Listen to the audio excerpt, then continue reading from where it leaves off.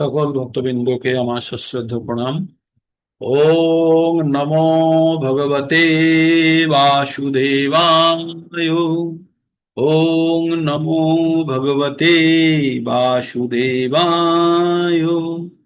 ওং নমো ভগবতে বাসুদেবায়।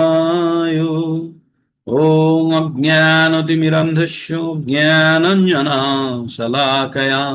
চক্ষুরুন্মিলিतं येन তস্मै শ্রী গুরুভ্যে নমঃ। সকল ভক্তবৃন্দকে আবার আমার স্বাগত। আপনারা একটা সেশনে যুক্ত হয়েছেন। সেশনটি হচ্ছে 18 দিনে 18 অধ্যায় ভগবদ গীতা। তো আমরা ভগবদ গীতা পড়বো। ভগবদ গীতা ভগবানের মুখনিসৃত বাণী। আর এই ভগবদ গীতা কোথায় বলা হয়েছিল? কুরুক্ষেত্রে, যুদ্ধক্ষেত্রে এই পরম জ্ঞান অর্জুনকে ভগবান দিয়েছিলেন। তাই আজকে থেকে আমরা যেটা জানার চেষ্টা করব যে এই যুদ্ধ কেন হয়েছিল। মহাভারতের যুদ্ধের কারণ আপনারা সবাই জানেন। কৌরব আর পাণ্ডবদের মধ্যে যুদ্ধ হয়েছিল। কৌরবদের হেড ছিল দুর্যোধন, আর পাণ্ডবদের হেড অর্জুন বা যুধিষ্ঠির হিসাবে জানতে পারবেন। তো এইভাবে মোটামুটি দুটো টিম যুদ্ধ করার জন্য যুদ্ধক্ষেত্রে কুরুক্ষেত্র বলে একটা জায়গাতে উপস্থিত হয়েছে। হ্যাঁ, কুরুক্ষেত্র নামক জায়গাতে উপস্থিত হচ্ছে। সেখানে দুই পক্ষ সামনাসামনি দাঁড়িয়ে আছে, যুদ্ধ হবে। আর আগে যুদ্ধ হলে অফিসিয়ালি বলতো শঙ্খ বাজিয়ে, নাগাড় এইসব বাজিয়ে একটা শব্দ তৈরি করে তারপরে যুদ্ধ শুরু হতো। এমন নাকি চুপ করে মিসাইল মেরে দিল, ও মিসাইল মেরে দিল, এমনটা নয়, ঠিক? তো এইভাবে যুদ্ধের প্রস্তুতি চলছে চলছে দুই পক্ষ সামনাসামনি দাঁড়িয়ে আছে। অর্জুনের সঙ্গে আছে ভগবান শ্রীকৃষ্ণ ও রথের সারথি হিসাবে, আর দুর্যোধনদের সঙ্গে কারা আছে। এবার আমরা আজকের দিনে কি পড়বো সেটা আপনাদেরকে একটা সামারি প্রথমেই বলে দেব। আর তার আগে ভগবদ গীতা কি সেই সম্বন্ধে আমরা একটু জানার চেষ্টা করি, ঠিক? তো এই যে আপনাদের পিপিটিটা হিন্দিতে বানানো থাকলেও আপনাদের বুঝতে কোনো কষ্ট হবে না। শ্লোকগুলি সংস্কৃততে লেখা এবং লেখাগুলো বাংলাতে। আমি সব বাংলা, এই লেখাগুলো হিন্দিতে থাকলেও আমি বাংলাতেই আপনাদের সঙ্গে বলে এগোবো, চিন্তা করবেন না, ঠিক আছে? আর আপনাদের কাছে আশা করি প্রত্যেকের কাছেই ভগবদ গীতা যথাযথ একটি গ্রন্থ আছে, তাই আপনার কাছে আপনাদের কোনো অসুবিধা হবে না। এই যে স্লাইডটি, এটি ইসকন অযোধ্যার স্লাইড, আর সেখান থেকে এটা নিয়ে চলছে আমরা, ঠিক? এখানে দেখবেন যে শঙ্খ মুখে অর্জুন আর ভগবান, ভগবান রথের সারথি হিসাবে চলছে। আরো ভিতরে আমরা প্রবেশ করলে একের পর এক আমাদের প্রশ্নের উত্তরগুলো বেরিয়ে আসবে। হুম। আর এবার আমরা এগোতে শুরু করি। এবার কুরুক্ষেত্রে, যুদ্ধক্ষেত্রে এই এই যে গ্রন্থটির তাৎপর্য লেখা আছে। জগৎগুরু কৃষ্ণ কৃপামূর্তি অভয় চরণাবিন্দ ভক্তি বেদান্ত স্বামী শিল প্রভুপাদ, একজন বাঙালি ভদ্রলোক, যিনি 69 ইয়ার্স বয়সে, মানে সে 69 বছর বয়সে আমেরিকায় গিয়ে ভগবদ গীতার বাণী প্রচার করে এসেছিলেন। হ্যাঁ, আর তিনি ইসকন নামক যে সংস্থা আছে তার স্থাপনকর্তা, তিনি স্থাপন করেছিলেন। তো তার সিদ্ধান্ত অনুযায়ী, মানে সিদ্ধান্ত অনুযায়ী, তার ব্যাখ্যা অনুযায়ী বইটাকে গ্রহণ করা হচ্ছে। যদিও শ্লোকগুলি সবই একই রকম, যে বইটাই নিন আপনি, শ্লোক সব একই। শ্লোকে আর তার অর্থের কোনো পার্থক্য নেই, ব্যাখ্যায় সামান্য 19-20-এর পার্থক্য হতে পারে। এইবার আমরা একটা জিনিস, আমাদের মনের মধ্যে সবসময় প্রশ্ন আসে, ভগবদ গীতা কি, তাই না? ভগবদ গীতা কি? ভগবদ গীতা পড়ে কি লাভ? কেন আমরা ভগবদ গীতা পড়বো? কেন ভগবদ গীতা কিভাবে জানতে হবে, বুঝতে হবে কিভাবে? আর ভগবদ গীতা কার থেকে আমরা শুনবো? এই চারটে প্রশ্ন, এই চারটে প্রশ্নের আগে আপনাদের আরো চারটে প্রশ্ন আমি জিজ্ঞেস করব। আরো চারটে প্রশ্ন। প্রশ্নগুলো কি কি? প্রথম প্রশ্ন হচ্ছে আমি কে। প্রথম প্রশ্ন হচ্ছে আমি কে, আমি কোথা থেকে এসেছি। প্রথম প্রশ্ন হচ্ছে আমি কে, আমি কোথা থেকে এসেছি, আমি কেন এই জগতে কেন কষ্ট পাচ্ছি। আর চতুর্থ প্রশ্ন, আমি এখান থেকে কোথায় যাব। এই চারটে প্রশ্ন আপনারা সবাই নিজেকে করুন এক্ষুনি। আপনি কে? যারা পুরনো আছে তাদেরকে বলার প্রয়োজন নেই। যারা নূতন আছেন তারা বলবেন। পুরনো যারা, তারা নিশ্চয় বুঝে গেছেন কাদেরকে বলছি। আর যারা নূতন আছেন তারা জানবেন। আমি কে, আমি কোথা থেকে এসেছি, আমি কেন এই জগতে কষ্ট পাচ্ছি, আর আমি এখান থেকে কোথায় যাব। এই চারটে প্রশ্ন। আমাদের পাড়াতে যদি কোনো নতুন ব্যক্তি এসে যদি দাঁড়িয়ে থাকে, অচেনা ব্যক্তি, আমরা প্রথমে তার পরিচয় জানার চেষ্টা করি না, তিনি কে? তারপরে তাকে জিজ্ঞেস করি তার উদ্দেশ্য কি, কোথা থেকে আসছে, আর খুব বেশি হলে কোথায় যাবে সেটা পর্যন্ত। মোটামুটি এই চারটে প্রশ্ন আপনারা নিজেকে একবার জিজ্ঞেস করুন তো। আপনারা কে, নিজেরা নিজের পরিচয় কি, কি পরিচয় দেবেন? হুম, কি পরিচয় দেবেন? কেউ আনমিউট করে বলতে পারেন এবার। আনমিউটের অ্যাক্সেস যাদের কাছে, সবার কাছেই আছে, আনমিউট করে বলতে পারেন আমি কে। নতুন যারা আছেন তারা, পুরনোরা কারোর বলার প্রয়োজন নেই। কারো আনমিউট হচ্ছে না? আচ্ছা, প্রথমে আমাদের নিজস্ব পরিচয় জানতে হবে। আমরা আত্মা, আমরা হচ্ছি আত্মা বলুন, আত্মা বলুন, যেভাবে উচ্চারণ করুন। আমরা হচ্ছি আত্মা, আর এই শরীরটা হচ্ছে আমাদের একটি বাহন। এই শরীরটি ধারণ করে রেখেছে আমাদের এই আত্মা। আত্মাই হচ্ছে শাশ্বত, এটাই হচ্ছে আমাদের পরিচয়। আমাদের প্রকৃত পরিচয় হচ্ছে আমরা আত্মা, আর আমাদের শরীরটা হচ্ছে আমাদের বস্ত্র স্বরূপ বা বাহন স্বরূপ। ঠিক? তো আমরা কোথা থেকে এসেছি? আমরা কোনো এক জায়গাতে ছিলাম যেখান থেকে আমরা স্বতন্ত্রভাবে ভোগ করার জন্য আমরা এই জড়জগতে এসেছি। স্বতন্ত্রভাবে মানে, মানে নিজের স্বাধীনভাবে ভোগ করতে চাই। আমরা কারো অধীনে থেকে ভোগ করতে চাই না, তাই আমরা জড়জগতে এসেছি। ঠিক? আচ্ছা, এসে এখানে কেন কষ্ট পাচ্ছি? কারণ আমরা যেমন কর্ম করেছি সেই কর্মের ফল। আমরা যখনই কাঁঠাল কেটে খেতে যাব, তখনই কিন্তু কাঁঠালের ওই যে যে ভিতরে যে ফলের অংশটা থাকে না, কোয়া বলে যেটাকে, সেটা নিতে গেলে কিন্তু হাতে আঠা লেগে যাবে। এটা কিন্তু লাগবে। তো হাতে আঠা লাগাটা কাঁঠাল খাওয়ার সঙ্গে যুক্ত, তার মানে কোনো কিছু ভোগ করতে গেলেই তার সঙ্গে কোনো কর্মফল জুড়ে যাওয়ার সম্ভাবনা আছে। তাই যখনই আমরা এই পৃথিবীতে নিজের থেকে আনন্দ ভোগ করতে এসেছি, তখনই তার সঙ্গে আমাদের কিছু কর্ম উৎপন্ন করে ফেলছি। আর এই কর্মই পুনরায় ওই কর্মটাকে আবার, ওই কর্মের ফলটাকে আবার ভোগ করা বা সহ্য করার জন্য আমাদেরকে বারবার ফিরে আসতে হবে। ঠিক? তো আমরা এই পৃথিবীতে এসে কষ্ট পাচ্ছি কেন, এটাকে জেনে নেবেন। আমাদের পূর্ব জন্মকৃত কর্মের ফলস্বরূপ। আমাদের ওই ক্লাস 7-এর সাইকেলের গল্পটা বলেছি, রাম ক্লাস 7-এ পড়ে। তো ক্লাস 7-এর রোল নাম্বার কেন? ক্লাস 6-এর পরীক্ষার ফলস্বরূপ, এটাই জেনে নেবেন। ঠিক আছে? ক্লাস 6-এর যেমন পরীক্ষা দিয়েছিল সেই অনুযায়ী ক্লাস 7-এর রোল নাম্বার। ওকে? তো এখন এই অবস্থায় তাহলে আমরা কষ্ট পাচ্ছি কেন? কারণ আমরা পূর্বে যে গাছ লাগিয়েছি সেই গাছের ফল আমাদেরকে পেতে হবে। বাস এইভাবেই ভেবে রাখো। আর আমরা এখান থেকে কোথায় যাব? আমরা যে যেরকম গন্তব্যস্থল স্থির করব সেভাবে আমাদের গতি হবে। মানে আমরা যদি এখান থেকে মুক্ত হতে চাই তাহলে মুক্ত হতে পারবো। আমরা যদি এখান থেকে ভগবানের আমাদের জীবনের উদ্দেশ্যকে সাধিত করতে চাই সেটাও করতে পারবো। আমরা যদি আমাদের কোনো ভোগ ইচ্ছা যদি পূর্ণ না হয়, যেটি আমরা যে ইচ্ছা নিয়ে আমরা মৃত্যুবরণ করব, সেই ইচ্ছা পূর্তির জন্য পুনরায় আমরা আবার জড়জগতে আসব। তো এই হচ্ছে 4টে জিনিস। আমি হচ্ছি আত্মা, আমি এসেছি পূর্ববর্তী জীবন থেকে এই জীবনে এসেছি। পূর্ববর্তী জীবন কেমন ছিল সেটা আমাদের বেশিরভাগ ক্ষেত্রেই জানা নেই। তবে এটা দেখে বোঝা উচিত পূর্ববর্তী জীবনের যে ইচ্ছাগুলো বাকি ছিল সেই ইচ্ছাগুলোকে পূরণ করার জন্য বর্তমান শরীর, এই শরীরটা হচ্ছে আমাদের ইচ্ছা পূরণ করার একটা যন্ত্র। আর কোথায় যাব? এবার যেমনটা কাজ করব তেমনটা আমাদের গন্তব্যস্থল হবে। আর কষ্ট পাচ্ছি কেন? পূর্ব জীবনের কৃতকর্মের ফলস্বরূপ আমরা কষ্ট পাচ্ছি। তো মোটামুটি একটা আইডিয়া হয়ে গেল। ভগবদ গীতা কি? ভগবদ গীতা হচ্ছে ভগবানের মুখ দ্বারা নিঃসৃত বাণী, ভগবানের মুখ নিঃসৃত বাণী। আর ভগবদ গীতা কেউ জানে কেন? এই ভগবদ গীতা আমাদের জানা দরকার। কারণ বাড়িতে যখন আপনার একটা টিভি আনেন, তখন ওই টিভিটা চালানোর জন্য একটা বই থাকে, তাই না? চটি বই থাকে, সেটাকে বলা হয় ম্যানুয়াল। তো ওই টিভির ম্যানুয়াল, আর টিভির ম্যানুয়ালটা দেখে আমরা জানতে পারি টিভিটাকে কিভাবে সেট করব, কিভাবে চালাবো, কি করব। তেমনি আমরা আমরা আমাদের জীবন কিভাবে চলবে, মনুষ্য জীবন, সেইটা জানার জন্য আমাদের একটি ম্যানুয়াল দরকার। আর ভগবদ গীতা হচ্ছে সেটি, সেই ম্যানুয়াল।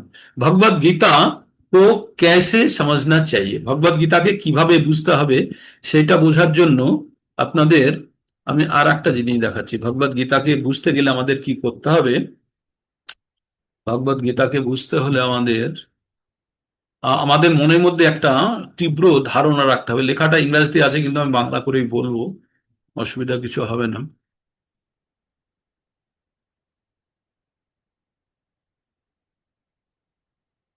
ভগবদ গীতা বুঝতে গেলে আমাদের এই এই কথাটি বুঝতে হবে।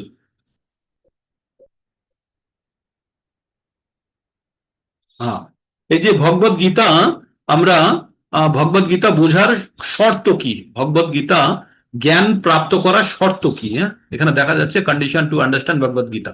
তো ভগবদ গীতা আমরা কি করলে আমরা ভগবদ গীতা বুঝতে পারবো? তো এখানে লেখা আছে how to understand the secrets of Bhagavad. এই ভগবদ গীতার রহস্য বোঝার জন্য কি লাগবে?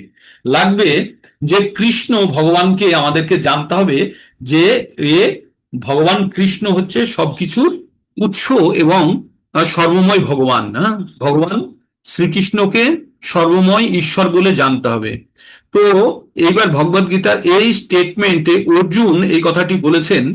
আর যারা এই ভগবদ গীতা বোঝার চেষ্টা করছে তাদেরকে জানতে হবে যে কৃষ্ণই সবকিছুর মূল এবং কৃষ্ণ ছাড়া আর পৃথিবীতে মানে জগৎ সংসারে কিছুই সত্য নয়, সবই অস্থায়ী। আর আমাদের ভগবদ গীতা বুঝতে হবে খুব বিনয়ী ভাবে, চ্যালেঞ্জিং মোড নিয়ে নয়। চ্যালেঞ্জিং অ্যাটিটিউড মানে আমাদের যদি এই ভগবদ গীতায় কি আছে বল, এটা নয়। ভগবদ গীতা আমাদেরকে বুঝতে হবে বিনয়ী হয়ে, নম্র হয়ে, গভীর বিশ্বাস অর্থাৎ শ্রদ্ধা সহকারে। যখন আমরা ভগবদ গীতা বুঝবো তখনই ভগবদ গীতার প্রকৃত রহস্য বুঝতে পারবো। Unless one reads the Bhagavad Gita in a submissive spirit, it is very difficult to understand Bhagavad Gita because it is a great mystery. এটা খুব রহস্য। তাই এই রহস্য বোঝার জন্য আমাদেরকে কি করতে হবে? আমাদেরকে খুব বিনয়ী হয়ে আমাদের ভগবদ গীতা জ্ঞান নেওয়ার চেষ্টা করতে হবে। তো ভগবদ গীতা থেকে আমরা কি কি জানতে পারি? আমরা ভগবদ গীতা থেকে 5টি বিষয় সম্বন্ধে জানতে পারি। কালকে আপনাদের বলেছিলাম। প্রথম হচ্ছে ঈশ্বর, ঈশ্বর সম্বন্ধে আমরা জানতে পারি। তারপরে জীব সম্বন্ধে জানতে পারি, এই যে জীব। তারপরে আমরা জানতে পারি প্রকৃতি সম্বন্ধে। আর তারপরে জানতে পারি সময় এবং কর্ম। এই কর্মের জায়গাতে একটা ছবি দেওয়া আছে, ছবিটা একটু অন্যরকম মনে হচ্ছে না আপনাদের? একটা গরুর গলা আর মানুষের মুখ, মানে একটা শরীর বিশিষ্ট একটা প্রাণীকে কেউ হত্যা করতে চাইছে।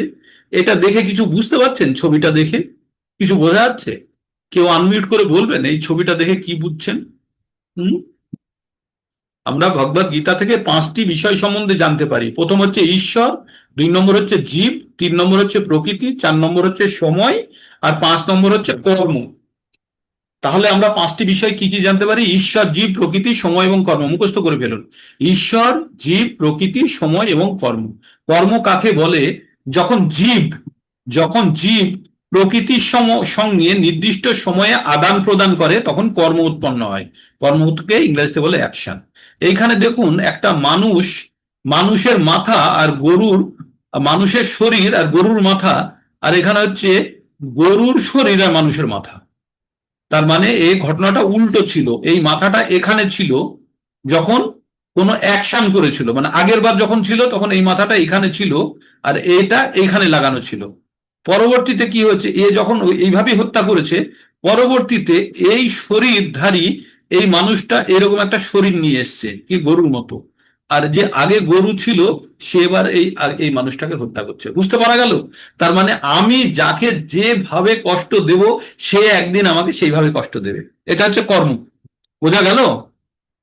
হরে কৃষ্ণা। কই আপনাদের সাড়া শব্দ পাচ্ছে না। হ্যাঁ, না কখনো কখনো তো। তার মানে কর্ম মানে কি? আমরা প্রকৃতির সঙ্গে জীব যখন আদান প্রদান করে তখন কর্ম উৎপন্ন হয়।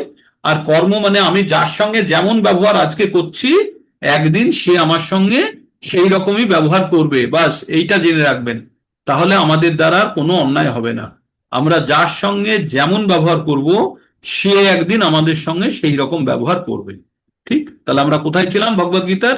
আমরা ভগবদ গীতা এখানে ছিলাম যে ভগবদ গীতা কি, ভগবদ গীতা কেন জানে আমরা বললাম। ভগবদ গীতা ম্যানুয়াল। ভগবদ গীতা কেমন ভাবে বুঝতে হবে আমরা বললাম, গভীর শ্রদ্ধা সহকারে বিনয়ী হয়ে ভগবদ গীতাকে জানার চেষ্টা করতে হবে।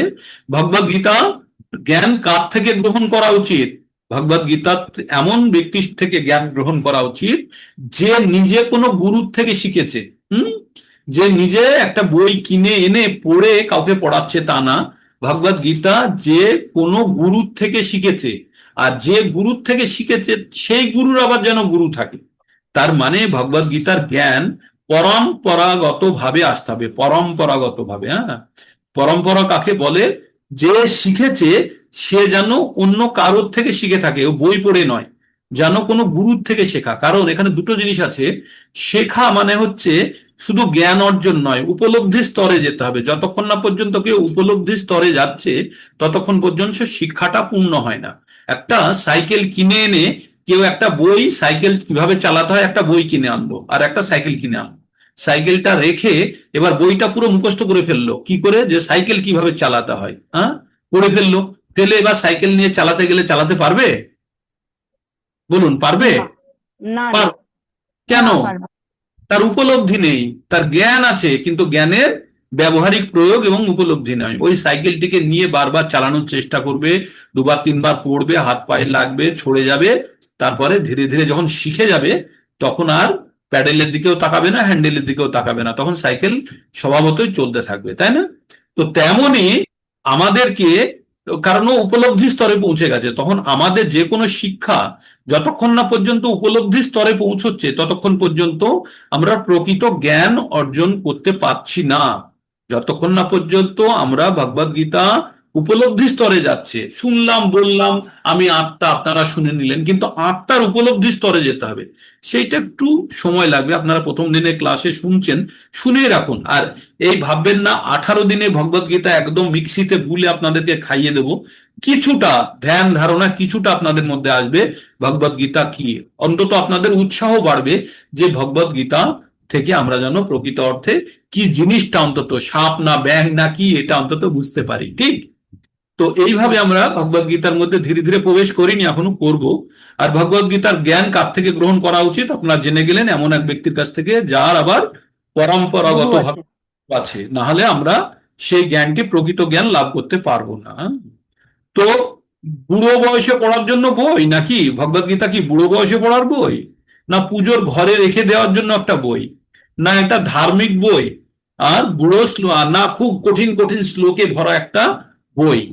হ্যাঁ, এটা বুড়ো বয়সে পড়ার বই নয়, এটা বাচ্চা কাল থেকেই বাচ্চাদের শিক্ষা দেওয়া উচিত ভগবদ গীতার জ্ঞান, তাহলে তারা প্রকৃত মানুষ তৈরি হবে। হ্যাঁ, আর পুজোর ঘরে রেখে দেওয়ার জন্য নয়, পুজোর ঘর থেকে বইটা নিয়ে প্রতিদিন নিয়মিতভাবে পঠন করে তার জ্ঞান গ্রহণ এবং উপলব্ধি স্তরে পৌঁছানো, এটি একটি ধার্মিক গ্রন্থ। হ্যাঁ, আংশিকভাবে ধার্মিক গ্রন্থ বলতে পারেন, তবে তার থেকে বেশি এটা হচ্ছে আধ্যাত্মিক বিজ্ঞান। এটা হচ্ছে আধ্যাত্মিক বিজ্ঞান। যারা গভীরভাবে ভগবদ গীতা পড়েছে তারা প্রত্যেকটা স্টেপ বুঝতে পারে এটা কতখানি বিজ্ঞান। বিজ্ঞান মানে হচ্ছে জ্ঞানের যখন ব্যবহারিক প্রয়োগ থাকে তখন তাকে বলা হয় বিজ্ঞান। তাই ভগবদ গীতাকে বলা হয় আধ্যাত্মিক বিজ্ঞান। এটা গুড়ো শ্লোকে ভরা, হ্যাঁ এটা হিন্দিতে লেখা, সংস্কৃততে লেখা আছে, তাই শ্লোকগুলি আমাদের একটু বুঝতে কষ্ট অবশ্যই হয়, কারণ আমাদের এটাতে অভ্যাস নেই বলে। এবার ভগবদ গীতা পড়লে কি হয়, ভগবদ গীতার মাহাত্ম্য সম্বন্ধে কয়েকটি কথা লেখা আছে, খুব তাড়াতাড়ি নিয়ে যাব আপনাদেরকে। তো বলছে ভগবদ গীতা পড়লে কি হয়। ভগবদ গীতার উপদেশ দিব্য, এখানে লিখেছে গীতা শাস্ত্র মিদং পুণ্যং যো পঠেত প্রয়ত পুমান বিষ্ণু পদ বাপ্নতি ভয় শোক বিবর্জিত। বললো যে যদি কেউ শ্রীমদ ভগবদ গীতা কে উপদেশ আর সাবধানী পূর্বক যদি কেউ খুব ভালোভাবে যথাযথভাবে পাঠ করে তাহলে সমস্ত ভয় এবং উদ্বেগ থেকে মুক্ত হওয়া যায়। এই জীবনে ভয় ও শোক থেকে মুক্ত হয়ে পরবর্তী জীবনে বিষ্ণু পাদ পদ্মের চিন্ময় স্বরূপ অর্জন করা যায়। তার মানে ভগবদ গীতা পঠন করলে যে এই জন্ম মৃত্যুর চক্রে আমরা যে আবদ্ধ হয়ে আছি, বারবার জন্মগ্রহণ করি মৃত্যুবরণ করি, তার থেকে মুক্ত হয়ে তারা জন্ম মৃত্যুর চক্রে বেরিয়ে যেতে পারে। ঠিক আছে, তাই ভগবদ গীতার অনেকগুলো মাহাত্ম্য দেওয়া আছে। যেমন আমরা জলে স্নান করলে আমাদের শরীর পরিষ্কার হয়, তেমনি ভগবদ গীতার জ্ঞান যদি আমরা ভগবদ গীতা রূপী গঙ্গার জলে যদি আমরা স্নান করি তাহলে আমাদের মনের মল দূর হয়।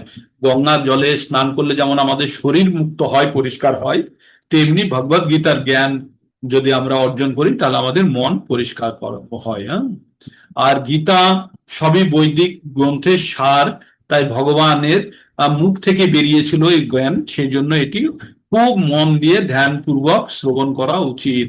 হ্যাঁ, আর এটি পড়ো, এতে যদি কেউ এই ভগবদ গীতার জ্ঞান যদি কেউ গ্রহণ করে আর কোনো গ্রন্থ পড়ার তার প্রয়োজন নেই। ঠিক আছে, যে গঙ্গা জল যেমন আমরা যখন যদি গঙ্গা জল যদি পান করি তাহলে মুক্তি পায়, অতএব ভগবদ গীতা রূপ অমৃত প্রাণ পান করলে সে তো অবশ্যই মুক্ত হবে। আর সব সব ধরনের উপনিষদের সার হচ্ছে এই ভগবদ গীতা। আর ভগবদ গীতা সমস্ত উপনিষদের সার। আর ভগবদ গীতা গায়ের মতো, গরু গরু গাভীর মতো। আর অর্জুন হচ্ছে বাছুর। আর ভগবান সেই গায়কে দুয়ের দুধ বার করছেন, অর্জুন হচ্ছে বাছুর। আর সেই জ্ঞান সমস্ত শুদ্ধ ভক্তরা এই অমৃত রূপী ভগবদ গীতার জ্ঞান পান করে। হ্যাঁ, তো তারপরে বলছে একটি শাস্ত্র, হ্যাঁ, একম শাস্ত্রম দেবকী পুত্র গীতম, একম একম দেব দেবকী পুত্র এব, एको মন্ত্রস্থ নমামি ইয়ানি কর্ম একম তস্য দেবস্য সেবা। তো বলছে একটি ঈশ্বর, কে? ভগবান শ্রীকৃষ্ণ। একটি ঈশ্বর মানে ভগবান জানবেন এখানে। হ্যাঁ, একটি মন্ত্র, একটি প্রার্থনা, কি? ভগবানের নাম কীর্তন, হরে কৃষ্ণ কৃষ্ণ কৃষ্ণ হরে হরে, হরে রাম রাম রাম হরে হরে। এখানে মন্ত্রটা লেখা আছে, হরে কৃষ্ণ মহামন্ত্রটা। কেবল একটি কার্য, কি? ভগবানের সেবা। মানে আমাদের জানতে হবে আমাদের জীবনের পরম উদ্দেশ্য কিন্তু একটি, ভগবান সেবা। সেটা আমরা যখন ভগবদ গীতা সম্পূর্ণ হবে তখন আপনারা এটাকে রিয়ালাইজ করবেন। ভগবদ গীতা থেকে আমরা 5টি বিষয় সম্বন্ধে জানতে পারি। কালকে আপনাদের বলেছিলাম ঈশ্বর বড় চক্র, তার মধ্যে আছে কে? কাল, প্রকৃতি, জীব, কর্ম। এগুলো হচ্ছে সবই ঈশ্বরের মধ্যে অবস্থিত। হ্যাঁ, তারপরে ভগবান কে? ভগবান সম্বন্ধে জানতে গেলে আমাদের ভগবান সম্বন্ধে একটি খুব সুন্দর শ্লোক আছে। এই শ্লোকটি দ্বারা ভগবানের ব্যাখ্যা করা হচ্ছে। ভগবানকে এশারা পরমা কৃষ্ণ সচ্চিতানন্দ বিগ্রহ অনাদিরাদি গোবিন্দ সর্বকারণ কারণম। ঈশ্বর কৃষ্ণ হচ্ছে সর্বকারণের কারণ, সচ্চিত আনন্দ বিগ্রহ। তার শরীরটা হচ্ছে সৎ, মানে হচ্ছে কখনো যেটা নষ্ট হয় না। চিত মানে হচ্ছে জ্ঞানে পরিপূর্ণ। আর আনন্দ মানে সবসময় আনন্দময়। তার মানে ঈশ্বর হচ্ছে সর্বদা বিরাজমান, সর্বদা। মানে আমার বাবা ঠাকুর দাদাদের তারও আগে থেকেও আছে, আবার আমার কয়েক একাধ হাজার জন্ম পরেও থাকবে। ঈশ্বরের কোনো আদি নেই, তারও আগে থেকে। অনাদির আদি, অনাদি মানে যার আদি নেই, তারও আগে থেকে গোবিন্দ। গোবিন্দ মানে হচ্ছে যে, গো মানে হচ্ছে ইন্দ্রিয়কে আহ ইন্দ্রিয়কে আনন্দ দান করে। আর সর্বকারণ ও কারণম, সব কারণ, যত কিছু জগতে যা কিছু হচ্ছে সব কিছুর কারণ হচ্ছে ভগবান। তাই ভগবান সম্বন্ধে কি হচ্ছে? ঈশ্বরঃ পরমা কৃষ্ণ সচ্চিদানন্দ বিগ্রহ অনাদিরাদি গোবিন্দ সর্বকারণ কারণম। তো সবকিছুর কারণ ভগবান। আর ভগবানের জন্ম আর ওর লীলা মানে সর্বোচ্চতা কি সিদ্ধ কায়তে, মানে ভগবানের লীলা এবং ভগবানের জন্ম সম্বন্ধে আমরা যদি জানি, তার অনেক গুণ আছে, সেগুলো আমরা পরবর্তীতে জানবো। ভগবানের ভগবানের 6টি বিভূতি আছে, ভগবানের 6টি আহ বৈশিষ্ট্য আছে। ভগবানের কি আছে? সব থেকে বেশি সম্পত্তি, মানে আম্বানি আদানিদের থেকেও বেশি সম্পত্তি। ভগবানের সৌন্দর্য, সব থেকে দেখতে সুন্দর যে পৃথিবীতে অমিতাভ বচ্চন বা আরো যারা হিরো আছে, শাহরুখ খান আপনাদের, তার থেকে অনেক অনেক কোটি কোটি গুণ বেশি সৌন্দর্য। ভগবানের শক্তি, ওই যে দারাসিং গায়ে শক্তি ছিল খালি, এদের থেকে অনেক অনেক অনেক বেশি শক্তিশালী। জ্ঞান, আমাদের নিউটন আইনস্টাইন যারা আছে, তারা ভগবানেরই অংশের। মানে ভগবান নিজে কত জ্ঞানী যে এই সমস্ত ক্ষুদ্র পিপীলিকা মানে পিপীলিকা সমতুল্য মনুষ্য সৃষ্টি করেছে। মানে ভগবানের সামনে মানুষের কোনো সৃষ্টির কোনো সাইজ নেই। হ্যাঁ, যশ, ভগবানের প্রচুর যশ। আর ভগবান বৈরাগ্য, এত সব থাকা সত্ত্বেও ভগবান প্রত্যেকটা জিনিসের প্রতি কোনো আসক্তি নেই, অনাসক্ত। হ্যাঁ, সমগ্র রাজ্য, সমগ্র জগৎ সংসার ভগবানের তৈরি, ভগবানের দ্বারা চলছে, কিন্তু ভগবানের এতে কোন রকমের আসক্তি নেই, সম্পূর্ণ বৈরাগ্য দিয়ে। তাই এই 6, এতে বলে ষড় ঐশ্বর্য ভগবানের। কি? ভগবানের প্রপার্টি, সম্পত্তি, সৌন্দর্য, বল, জ্ঞান, যশ আর বৈরাগ্য। ঠিক আছে? তো ভগ মানে হচ্ছে বিভূতি, আর বান মানে হচ্ছে ধারণ করে যে, তাই নাম ভগবান। মানে যার বিভূতি, যে এই 6 ধরনের বিভূতি আছে, সেই হচ্ছে ভগবান। তো এবার আমরা ধীরে ধীরে ভগবান সম্বন্ধে জানলাম। এবার জেনে আমরা ভগবদ গীতার মধ্যে এবার প্রবেশ করব। ভগবানের অনেক কিছু লেখা আছে এখানে। ভগবানের 3 অবতার, বিষ্ণু, রাম, কৃষ্ণ, আলাদা আলাদা অবতারের কথা আছে। ভগবদ গীতার সার, এইটা ভগবদ গীতা কত 5000 বছর পূর্বে মোটামুটি মহর্ষি বেদব্যাস দ্বারা রচিত মহাভারতের একটি বিশেষ অংশ। 18টি অধ্যায় আছে আর 700 শ্লোক আছে। 4 জন আছে ভগবদ গীতাতে, 4 জন ক্যারেক্টার আছে, 4টি ক্যারেক্টার আছে 700 শ্লোকের মধ্যে। 700 শ্লোকের মধ্যে একটা বলছে ধৃতরাষ্ট্র, প্রথম শ্লোকটি ধৃতরাষ্ট্র বলবে, আর সঞ্জয় বলবে 41টি, আর অর্জুন বলবে 4টি, আর ভগবান শ্রীকৃষ্ণ বলবে 574টি। হ্যাঁ, তো এইভাবে ভগবদ গীতার শ্লোকগুলি বিভক্তিকরণ করা আছে। আর ভগবদ গীতা কি, ভগবদ গীতার কটা অংশ আছে? 3টে অংশে ভাগ করেছি আমরা। 1 থেকে 6 নম্বর পর্যন্ত কর্মযোগ, আর 7 থেকে 12 পর্যন্ত হচ্ছে ভক্তিযোগ, আর 13 থেকে 18 পর্যন্ত হচ্ছে জ্ঞান যোগ। তার মানে ভগবদ গীতার যে জ্ঞান আছে 3টে ভাগে রাখা আছে। একটা হচ্ছে কর্মযোগ, মানে যোগ মানে যার দ্বারা ভগবানের সঙ্গে যুক্ত হওয়া যায়, যে পদ্ধতির দ্বারা। তাই প্রথমটি হচ্ছে কর্মযোগ 1 থেকে 6 পর্যন্ত, 7 থেকে 12 পর্যন্ত হচ্ছে ভক্তিযোগ, আর 13 থেকে 18 পর্যন্ত হচ্ছে জ্ঞান যোগ। হ্যাঁ, তো এই জন্য তাহলে আমাদের যখন কোনো গোপন জিনিস আমরা কোথায় রাখবো, কোথায় রাখি? কোনো গোপন জিনিস যদি আপনাকে দিয়ে রাখতে দেয়, কোথায়? আলাদা জায়গাতে ফেলে রাখবেন, না কোথাও লুকিয়ে রাখবেন, কোনো জায়গাতে গোপন জায়গাতে রাখবেন, তাই না? যদি বাচ্চাদেরকে যদি 10 টাকার নোট দেওয়া হয়, ফট করে বইয়ের মধ্যে ঢুকিয়ে দেয়, তাই না? বইয়ের পাতাগুলোর মধ্যে, বইয়ের উপরেও রাখে না, তলাতেও রাখে না। তার মানে আমরা সবসময় গোপনীয় জিনিসটি আমরা কোথায় রাখবো? আমরা সবসময় ভিতরে রাখবো। তাই ভগবদ গীতার সব থেকে গোপনীয় জায়গাটা হচ্ছে ভক্তি যোগের জায়গাটা। সেটিকে 2 দিক থেকে চাপা দেওয়া আছে। একটা হচ্ছে 1 থেকে 6 পর্যন্ত আপনাদের কর্মযোগ দিয়ে চাপা আছে, আর 7 থেকে 12 পর্যন্ত গোপন অংশটি, আর তার বাইরে আবার জ্ঞান যোগ 13 থেকে 18 দিয়ে চাপা দেওয়া আছে। তার মানে মূল বিষয়বস্তুটি, খুব আকর্ষণীয় জায়গাটি কিন্তু মধ্যে আছে। তাই মধ্যে প্রবেশ করতে গেলে আমাদেরকে তো পাট দিয়ে যেতে হবে। মানে নারকেলের যদি আপনারা শ্বাস শ্বাস এবং জল যদি খেতে চান, তাহলে কি করতে হবে?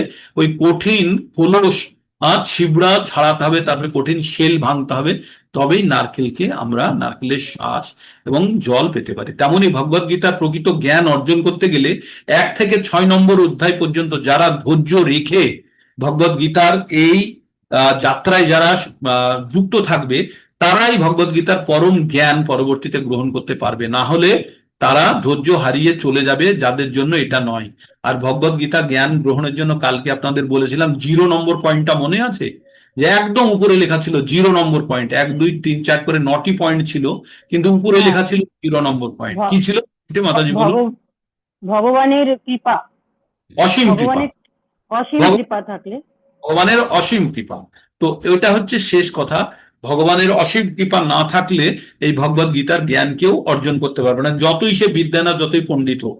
ভগবদ গীতার জ্ঞান অর্জন করতে গিয়ে, সেটাকে উপলব্ধি স্তরে যেতে গেলে অবশ্যই তার প্রতি ভগবানের অসীম কৃপা থাকতে হবে। তো আপনারা যারা এখানে যুক্ত হয়েছেন, তাদের মধ্যে হয়তো কিছুটা কৃপা আছে।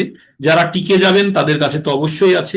যারা টিকতে পারবেন না, তারা হয়তো পরবর্তীতে 2বার 3বার ট্রাই করে হয়তো যুক্ত হতে পারবেন। হ্যাঁ, তো এখানে জানতে হবে ভগবানের অসীম কৃপা ছাড়া ভগবদ গীতার জ্ঞান সম্ভব নয়। আর এটা জানতে গেলে আমরা চ্যালেঞ্জিং মোডে কখনোই জানতে পারবো না। আপনাদের বললাম, বিনয়ী হয়ে শ্রদ্ধা সহকারে যখন আমরা এটা জানার জন্য প্রস্তুত হব বা জানার জন্য আমরা উৎসাহী হব, তখনই ভগবদ গীতার জ্ঞান অর্জন করতে পারব। আবার প্রবেশ করি ভগবদ গীতার মধ্যে একটু একটু করে। আহ তো তাহলে আমরা সব থেকে ভালো জিনিসটা গোপনে লুকিয়ে রাখি, তাই না, চাপা দিয়ে। তেমনই ভগবদ গীতার পরম জ্ঞান, পরম গোপন। অ্যাকচুয়ালি ভগবদ গীতার মধ্যে এমন কিছু গোপনীয় জ্ঞান আছে না, যেগুলো সাধারণ মানুষের ধরা ছোঁয়ার বাইরে। হ্যাঁ, ধরা ছোঁয়ার বাইরে রাখা আছে। সেই পরম জ্ঞান কোনো অবস্থাতেই যেন বাইরে না যায়, সেই জন্য খুব যত্ন করে প্রথমের 6টি আর পরের 6টি অধ্যায়ের মাঝখানে মাঝখানে ভগবদ গীতার মাঝখানে রাখা আছে। ঠিক আছে? তাই প্রথম থেকে কেউ যদি না বোঝে, তাহলে সে পরবর্তীতে বুঝতে পারবে না। তাহলে প্রথম 1 থেকে 6 পর্যন্ত কষ্টকর জায়গাটা দিয়ে বেরোতে হবে। আচ্ছা, কর্ম করনে কে কলা, মানে 1 থেকে 6 নম্বর পর্যন্ত আছে কর্মযোগ, আর 7 থেকে 12 পর্যন্ত আছে ভক্তি যোগ, আর 13 থেকে 18 পর্যন্ত আছে জ্ঞান যোগ। হ্যাঁ, তো আমরা কালকে একটা আপনাদেরকে শ্লোক পড়ে শুনিয়েছিলাম, আহার নিদ্রা ভয়, না এটা শোনাইনি তো? শুনিয়েছিলাম, আচ্ছা হ্যাঁ শুনিয়েছিলাম। আহার নিদ্রা ভয় মৈথুনং চ সামান্যমেদৎ পশুভির নরানাম ধর্মো হি তেষাং অধিকো বিশেষ ধর্মে নাহি না পশুভি সমানা। বলেছিলাম আহার নিদ্রা ভয় মৈথুন এই চারটে কাজ পশুরাও করে মানুষও করে। আহার নিদ্রা ভয় মৈথুন মানে আহার মানে খাদ্য গ্রহণ করা, নিদ্রা মানে ঘুমনো, ভয় মানে হচ্ছে ভয় পাওয়া, আর মৈথুন মানে হচ্ছে সন্তান উৎপন্ন করা। এইগুলো মানুষে করে পশুরাও করে। তাহলে মানুষ আর পশুর মধ্যে পার্থক্য কি? মানুষ এখানে একটি ধর্মই তেষাং অধিক বিষয় বিশেষ, মানে এই চারটে জিনিস ছাড়াও মানুষের জন্য একটা ধর্ম বলে একটি কথা আছে, হ্যাঁ। আর পশুর ক্ষেত্রে কোনো ধর্ম নেই। পশু তাদের চেতনা দ্বারা চলে, আর মানুষের মধ্যে ধর্ম বলে একটা জিনিস আছে, একটা বিশেষ বৈশিষ্ট্য আছে মানুষের মধ্যে। এখানে ধর্ম কি হিন্দু মুসলমান জৈন খ্রিস্টান নয়, ধর্ম মানে হচ্ছে মানুষের গুণাবলী। যেমন আমরা পড়েছি না জলের ধর্ম কি, হাইড্রোজেনের ধর্ম কি, 7-8-এ পড়েছি না? তো তেমনই মানুষের হ্যাঁ, ধর্ম কি? মানুষের ধর্ম হচ্ছে আহ মানুষের ধর্ম প্রেম। হচ্ছে জীবের স্বরূপ হয় কৃষ্ণের নিত্য দাস। মানুষের ধর্ম হচ্ছে ভগবানের সেবা করা। মানুষের ধর্ম হচ্ছে কারো না কারো সেবা করা, বাস। হয় কাউন্সিলরের করেন, না হলে এমএলএ করেন, না হলে এমপির করেন, না হলে প্রধানমন্ত্রীর করেন, না হলে স্বামীর করেন, না হলে স্ত্রীর করেন, না হলে সন্তানের করেন। কারণ না কারো দাসত্ব আমাদের করতে হয়। কেউ পৃথিবীতে স্বতন্ত্র নয়, কেউ নয়। আর তাহলে যদি দাসত্ব করতে হয়, তাহলে আমরা সব থেকে বড় মানুষের দাসত্ব করবো না কেন? সব থেকে বড় কে আমাদের মধ্যে, জগতের মধ্যে? ভগবান। তাহলে তাই আমরা ভগবানের দাসত্ব করার জন্যই আমরা সৃষ্ট, সাধারণ কারো দাসত্ব করার নেই। এবার ভগবানের কাছে পৌঁছানোর জন্য এবার আমাদের দেখতে হবে কার দাসত্ব করতে হয়। ঠিক এইভাবে তাহলে আমাদের জানতে হবে আহার নিদ্রা ভয় মৈথুন এগুলো পশুরাও করে, মানুষেও করে। তাহলে পশু আর মানুষের মধ্যে পার্থক্য কি? মানুষের মধ্যে ধর্ম বলে একটা জিনিস আছে যেটা পশুদের মধ্যে নেই। এবার ধর্মের চারটে পা আছে। কি কি পা আছে? দয়া, তপস্যা, শৌচতা মানে পবিত্রতা, আর একটা হচ্ছে সত্যতা। এই চারটে পায়ের উপরে ধর্ম দাঁড়িয়ে আছে। আজকাল আমাদের দেশে ধর্ম বলে কিছু আছে? ধর্ম আছে না নষ্ট হয়ে গেছে? চারটে পা। একটা হচ্ছে দয়া। দয়া কখন নষ্ট হয়ে যায়? যখন আমরা পশু হত্যা করি বা কাউকে হত্যা করি, তখন দয়া নষ্ট হয়ে গেলে। আর যখন তপস্যা নষ্ট হয় কখন? যখন আমরা নেশা করি, হ্যাঁ। আর তখন আমাদের সত্যতা নষ্ট হয় কখন? যখন আমরা কোনো খারাপ কাজ করি, লটারি, জুয়া, পাশা, কোনো জঘন্য ধরনের এই ধরনের কোনো কাজ করি। আর শৌচতা পবিত্রতা নষ্ট হয় কখন? যখন আমরা অবৈধ সঙ্গ বা অবৈধ কাজ করি, হ্যাঁ। তো এই চারটে জিনিসের মধ্যে বলুন তো বর্তমান যুগে মানুষ কোনটা করে না? সবগুলো করছে। তাহলে যদি একটা আপনাদের টেবিল আছে, টেবিলের চারটে পা আছে, চারটে পা যদি যদি আপনি যদি একটা পা ভেঙে দিন, টেবিলটা কোন রকমের ঠেকে থাকতে পারে না। কিন্তু দুটো পা ভেঙে দিলে টেবিলটি আর থাকতে পারবে? পারবে না, যে নিচে দিকে ডাং করে পড়ে যাবে। আর তিনটে পা ভেঙে দিলে তো টেবিল কাত, একদমই পড়ে যাবে। আর চারটে পা না থাকলে টেবিল শুয়ে পড়ছে। তো তাহলে আমাদের জানতে হবে যে ধর্মের চারটে পা, বর্তমান যুগের চারটে পাই খোঁড়া, তাই ধর্ম কাত হয়ে পড়েছে। তাই আমরা বলি না দেশে ধর্ম বলে কিছু নেই, অন্যায়ের কেউ প্রতিবাদ করে না। কেউ প্রতিবাদ করবে না, অন্যায়ের প্রতিবাদ কেউ করবে না। অন্যায়ের নিজের প্রতিবাদ নিজেকেই করতে হবে। পৃথিবীতে প্রত্যেকটা ব্যক্তি স্বতন্ত্র, আর প্রত্যেকটা ব্যক্তির দুঃখের কারণ নিজে, আর সেই দুঃখকে নিরসন করারও কারণ নিজেকে হতে হবে। কেউ কাউকে সাহায্য করে, আপনার জ্বর এসেছে, আমি প্যারাসিটামল খেলে বা ইঞ্জেকশন নিলে কখনো সারবে না, আপনাকেই ওষুধ নিতে হবে। আমার পায়ে ব্যথা, আমার পায়ে চোট লেগেছে, আমাকে হসপিটালে ভর্তি হয়ে আমার পায়ে প্লাস্টার লাগাতে হবে। তাই এই পৃথিবীতে আমরা প্রত্যেকে স্বতন্ত্র, একা একা একা আমাদের সঙ্গে আর কেউ এই মানে কষ্ট দুঃখ পাওয়ার ব্যাপারটা সম্পূর্ণভাবে আমি বয়ে এনেছি আমার জীবনে, আর আমাকেই ভোগ করতে হবে। আর আমি যদি কাউকে ইচ্ছাকৃতভাবে কষ্ট দিয়ে থাকি, সেই কষ্ট সমপরিমাণ কষ্ট, কমপক্ষে সমপরিমাণ, একটু বেশিও হতে পারে, কিন্তু সমপরিমাণ কষ্ট আমাকে পেতেই হবে। আপনি যদি কারোর থেকে 10 টাকা ধার করেন, আর 10 টাকা যদি ফেরত না দেন, তাহলে কিন্তু আপনার ধার কিন্তু রয়ে গেল। ওই ধার, ওই ধার মানে আপনার আপনার আপনি তার থেকে নিয়ে রাখলেন, এই ধার আপনাকে দিতে হবে। তার মানে আপনার উঠানে যদি বাগান বানানোর জন্য আপনি খুঁড়লেন, খুঁড়ে 10 ঝুড়ি মাটি বার করে নিলেন, দিয়ে একটা গর্ত তৈরি করলেন, ওই গর্ত কি এমনি ভর্তি হবে কোনোদিন? ওই 10 ঝুড়ি মাটি যতক্ষণ না পর্যন্ত ওই গর্তের মধ্যে ঢুকছে, ততক্ষণ পর্যন্ত ওই গর্তটি বন্ধ হবে না। তেমনই আমরা জীবনে যখনই কোনো ধরনের পাপ কর্ম বা পুণ্য কর্ম করে থাকবো, সেই কর্ম যতক্ষণ না পর্যন্ত আমরা পুণ্য গ্রহণ পূর্ণ করে থাকলে সেটাকে ভোগ করতে হবে, আর পাপ করে থাকলে সেটিকেও ভোগ করতে হবে। তবেই আমাদের কিন্তু ব্যালেন্স শিট জিরো হবে। এমন ভাববেন না যে পাপ করেছি আর পুণ্য করলাম, আর তাতে আমাদের সমস্ত প্রকার পাপ পুণ্য ক্ষয় মিটে গেল, তা কখনো হবে না। তাই আমরা জানতে হবে যে আমরা যেমন কর্ম করব তেমনই আমাদেরকে ফল ভোগ করতে হবে। এইবার আমরা আমরা প্রবেশ করব ভগবদ গীতার মধ্যে। ভগবদ গীতা কা মনগড়ন কাহানি বলকি বাস্তবিক আছে। এবার 1 নম্বর অধ্যায়ে আমরা আজকে 1 নম্বর অধ্যায় পড়বো। ইন্ট্রোডাকশন অনেকখানি সময় গেল। 1 নম্বর অধ্যায়ে আমাদের 46টি শ্লোক আছে। কতগুলি শ্লোক আছে? 46টি শ্লোক আছে। আমরা প্রত্যেকটা শ্লোক এখন পড়বো না, আপনাদের আমি আগে সামারি বলে দেবো কি বলতে চাইছে।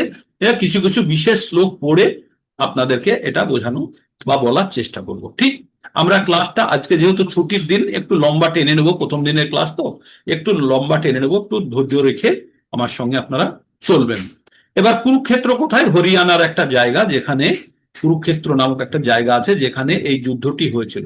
তাই এই জায়গাটাকে বলা হয় কুরুক্ষেত্র বা ধর্মক্ষেত্র, কারণ ধর্মযুদ্ধ হয়েছিল, তাই কুরুক্ষেত্রকে ধর্মক্ষেত্র বলা হয়। তো এই অধ্যায়ের নাম কুরুক্ষেত্রের যুদ্ধস্থলে সৈন্য নিরীক্ষণ। মানে কুরুক্ষেত্রের যুদ্ধ হবেই দুই পক্ষের মধ্যে, কৌরবদের মধ্যে আর পাণ্ডবদের মধ্যে।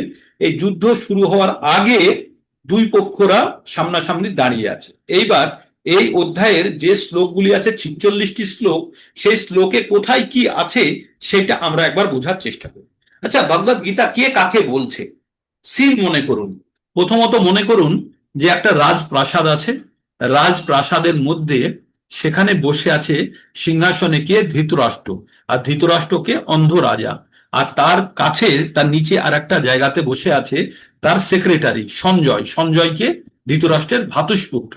সঞ্জয়ের কাছে কিছু বিশেষ ক্ষমতা ছিল যার দ্বারা সে দূরের জিনিস ঘরে বসে দেখতে পেত। যেমনটা আমরা বর্তমান যুগে ঘরে বসে টিভিতে অনেক লাইভ জিনিস দেখতে পাই, তেমন সঞ্জয়ের কাছে আশীর্বাদ ছিল তার গুরুদেবের, ব্যাসদেবের, যে সে তার দ্বারা অনেক দূরের জিনিস দেখতে পেত।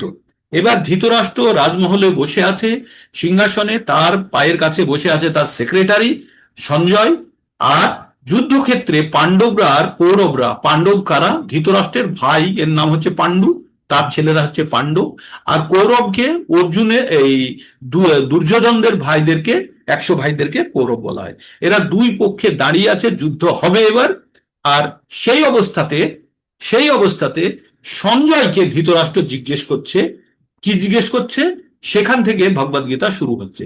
তাহলে এতদূর পর্যন্ত আপনারা প্রেক্ষাপটটা বুঝতে পারলেন কোথায় ভগবদ গীতা শুরু হচ্ছে।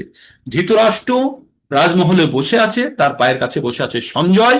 সঞ্জয় তার সেক্রেটারি, সঞ্জয়কে জিজ্ঞেস করছে ধৃতরাষ্ট্র যে কুরুক্ষেত্রের যুদ্ধক্ষেত্রে কি হলো সেটি আমরা জানবো। এই যে 46টি শ্লোককে বিভিন্ন ভাগে ভাগ করা হয়েছে। 1 থেকে 11 হচ্ছে সৈন্যকে দেখাশোনা, দুই দিকে সৈন্যে কারা কারা আছে দেখা। তারপরে কি করছে? শঙ্খ বাজাচ্ছে। তাহলে আমরা ভগবদ গীতার সামারিটা আপনাদেরকে এখনই আমি বলে দিচ্ছি। আমরা কি পড়বো আজকে? আজকে পড়বো যে এই যে দুর্যোধন আর কৌরবরা আর পাণ্ডবরা যুদ্ধ করার জন্য যে ওরা দাঁড়িয়ে আছে যুদ্ধক্ষেত্রে, শুরু হবে, সেই অবস্থাতে তার বর্ণনা সঞ্জয় দিচ্ছে ধৃতরাষ্ট্রকে। সঞ্জয় সেই বর্ণনাটা দিচ্ছে ধৃতরাষ্ট্রকে। তাহলে আমরা এই যে ভগবদ গীতার কথাগুলো শুনছি, আমরা যুদ্ধক্ষেত্রে থেকে দেখছি না, আমরা রাজমহলের মধ্যে যেখানে ধৃতরাষ্ট্র বসে আছে সেখানে সঞ্জয় বলছে।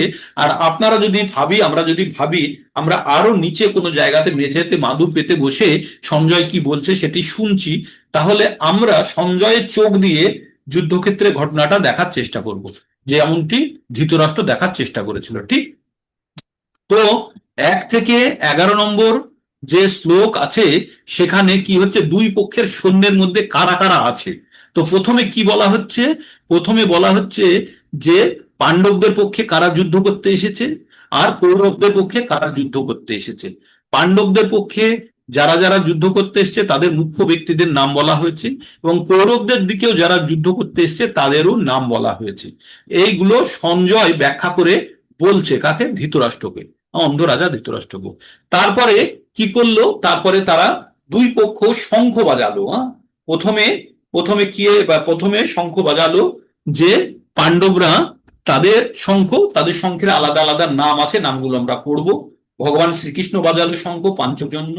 তারপরে অর্জুন বাজালো দেবদত্ত নামক শঙ্খ। তারপরে নকুল, সহদেব, যুধিষ্ঠির, ভীম, এরা তাদের নিজের সব শঙ্খ বাজালো।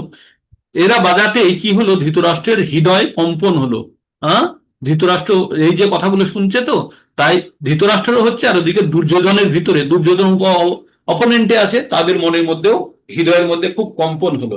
তারপরে এরা আবার তাদের নিজের নিজের শঙ্খ ভেরিন বা মানে যা কিছু সিং আর যেগুলো ছিল সেগুলো সব বাজালো, আর তুমুল গর্জন শুরু হয়ে গেল যুদ্ধক্ষেত্রে। ঠিক এইবার 20 থেকে 27 নম্বর অর্জুনের মন খারাপ হয়ে গেছে। কেন? এই যুদ্ধ করতে এসে যখন ওর রথের সারথিকে, অর্জুনের রথের সারথি হচ্ছে ভগবান, ভগবানকে বলল যে আমি দেখতে চাই কারা যুদ্ধ করার ইচ্ছা নিয়ে এখানে এসেছে। হ্যাঁ, তো ভগবান বললেন যে চলো, রথটা নিয়ে গেল, নিয়ে গিয়ে এবার অর্জুনকে বললো দেখো কারা যুদ্ধ করতে। তখন অর্জুন দেখছে যুদ্ধক্ষেত্রের একদম মাঝখানে রথ নিয়ে গিয়ে দেখছে তাদের দিকে তার মামা কাকা জ্যাঠা, মানে তাদের দিকে যারা ছেলে শালা শ্বশুর সব এদের দিকে, আবার ওই দিকে দেখছে তার জাটুতো দাদা, পিতামহ ভীষ্ম, গুরু, অন্যান্য সব আরো যোদ্ধারা। দেখে অর্জুনের মন খারাপ হয়ে গেছে। অর্জুন তখন ভাবছে যে এদেরকে মেরে আমি কি করব, এদেরকে মেরে আমি যুদ্ধ জয় করে আমার কোনো লাভ নেই। তাই দেখছে যে অর্জুন এই যে 28 থেকে 30 পর্যন্ত দেখলো, তার পরিবারের লোকদেরকে দেখে তার মনের মধ্যে ভীষণ দয়া উৎপন্ন হলো, করুণা হলো। আর মনে মনে ভাবছে এদেরকে মেরে যদি আমি রাজ্য জয় করি, তাহলে এই যে আনন্দ আমি কাকে দেখাবো, এই যে আমি রাজ্য জয় করব, জয় করে যে আমি রাজ্য ভোগ করব, কাকে দেখাবো? আচ্ছা বলুন তো, যদি মনে করুন একটা বাচ্চা খুব কঠিন পরিশ্রম করে পড়াশোনা করেছে, করে খুব ভালো রেজাল্ট করেছে, রেজাল্ট বেরিয়েছে, এবার রেজাল্টটা স্কুলে লিস্টে টাঙালো না, স্কুলের লিস্টে না টাঙিয়ে কি করলো, হেডমাস্টার মশাই ওই সার্টিফিকেটটা নিয়ে এসে চুপ করে ওই বাচ্চাটাকে বাড়িতে দিয়ে দিল, দিয়ে বললো যে কাউকে বলো না, হ্যাঁ, কাউকে বলো না। তাহলে ওই বাচ্চাটার আনন্দ হবে? আনন্দ ভোগ করতে পারবে? পারবে? বলুন, পারবে? না, না, না। তার মনে হবে যে কি হলো এখানে, কার ক্যামেরা অন হয়ে চলছে?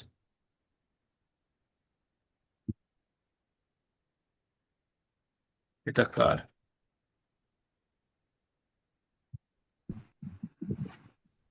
এক-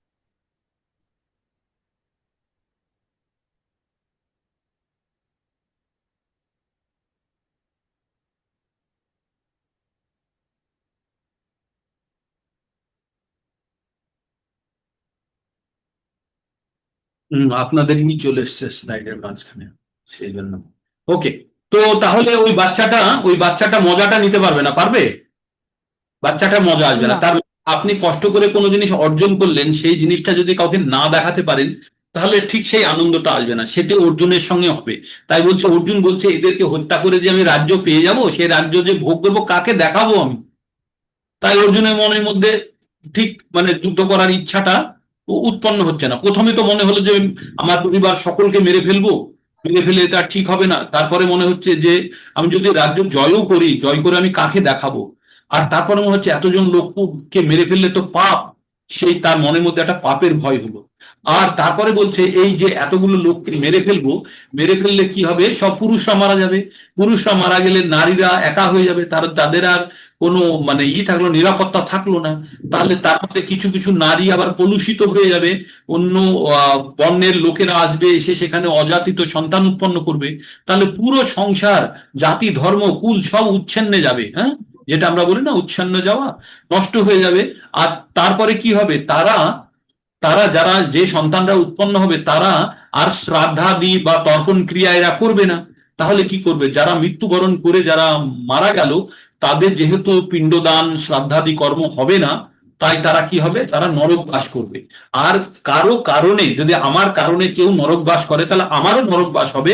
এটা অর্জুন শুনেছে কাদের থেকে, পরম্পরা ক্রমে অর্জুন শুনেছে। তাই বলছে অর্জুনের কারণে যদি ওই লোকগুলো যদি নরক বাস হয়, তাহলে অর্জুনেরও নরক বাস হবে। তো এই হচ্ছে টোটাল 1 নম্বর অধ্যায়ের সামারি।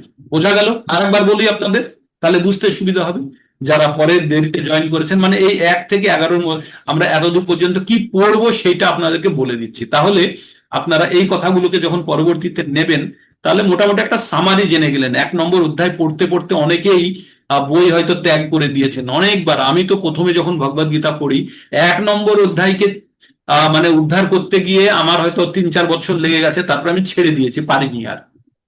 3-4 বছর লেগে গেছে, পারিনি আমি, তারপরে ছেড়ে দিয়েছি, যা পরে দেখা যাবে। তো 1 নম্বরের সামারিটা কি?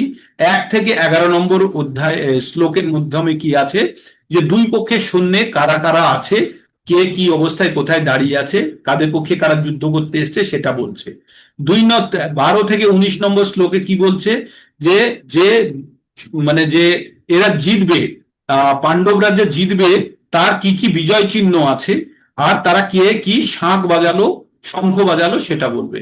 আর অর্জুনের মনে যুদ্ধ না করার জন্য অর্জুনের মনের মধ্যে কিছু কষ্ট উৎপন্ন হয়েছে, যুদ্ধ না করার ইচ্ছা। কারণ কি, যে পরিবারবর্গ এদেরকে হত্যা করে কি লাভ হবে, এই যে রাজ্য জয় করব, জয় করে কাকে দেখাবো, আর তার মনে হচ্ছে এতজন লোককে হত্যা করলে পাপ হবে, আর কি হবে পারিবারিক পরম্পরাটা ক্ষয়, তারপরে কি হবে এতজন পুরুষকে হত্যা করলে নারীরা আহ আহ, মানে ইয়েহীন হয়ে যাবে, কর্তাহীন হয়ে যাবে, অর্থাৎ নারীরা আহ নিরাপত্তাহীনতায় ভুগবে, তখন সেই বংশে অজাতিত বর্ণসংকর উৎপন্ন হবে, অজাতিত সন্তান উৎপন্ন হতে পারে, এবং পরবর্তীতে কি হবে, তাদের পিণ্ড ক্রিয়াদি তর্পণ ক্রিয়াদি হবে না, তাহলে সবাই নরক ভোগ করবে। কারা? যারা মারা গেল। এবার কার কারণে নরক ভোগ করবে? অর্জুন ভাবছে তার কারণে, কারণ অর্জুন সবাইকে হত্যা করছে, অর্জুন কারণ যুদ্ধ করছে, তাই অর্জুনের কারণে যদি ওই অতগুলো ব্যক্তির হত্যা হয়, তাহলে তারা সবাই নরক ভোগ করলে অর্জুনকেও তাকে নরক ভোগ করতে হবে। অর্জুন এটা শুনেছে, যার কারণে কেউ নরক ভোগ করে সেই ব্যক্তিকেও নরক ভোগ করতে হয়। হ্যাঁ, এটা অর্জুন শুনছে, তাই অর্জুন হতাশ হয়ে তার বন্ধু, তার ধনুকের নাম হচ্ছে গান্ডীব, হ্যাঁ, তো গান্ডীব রেখে দিয়ে ও ভাবলো যুদ্ধ না করাই ভালো বলে হতাশ হয়ে বসে। এই হচ্ছে ভগবদ গীতার প্রথম অধ্যায়। এবার আমরা ভিতরে শ্লোক দিয়ে পড়বো একটু। তো তার আগে মোটামুটি আপনারা, কেউ আবার স্ক্রিন শেয়ারিং এ চলে গেছিল না, সেই জন্য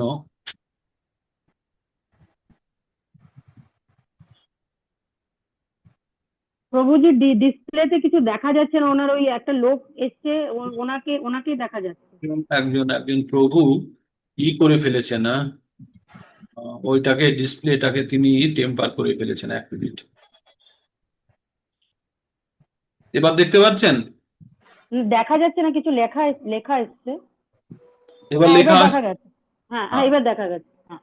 ওই একটা প্রভু, মানে একজন করে ফেলেছিলেন, তাই ভুল করে। তো কোনো ব্যাপার নেই। তাহলে 1 থেকে 11 নম্বর পর্যন্ত আপনাদের এতক্ষণ বললাম দুই পক্ষের সৈন্যে কারা কারা যুদ্ধ করতে এসছে। 12 থেকে 19 পর্যন্ত শাঁখ বাজানো এবং পাণ্ডবরা যে জয়লাভ করবে তার বিজয় চিহ্নগুলো কি কি।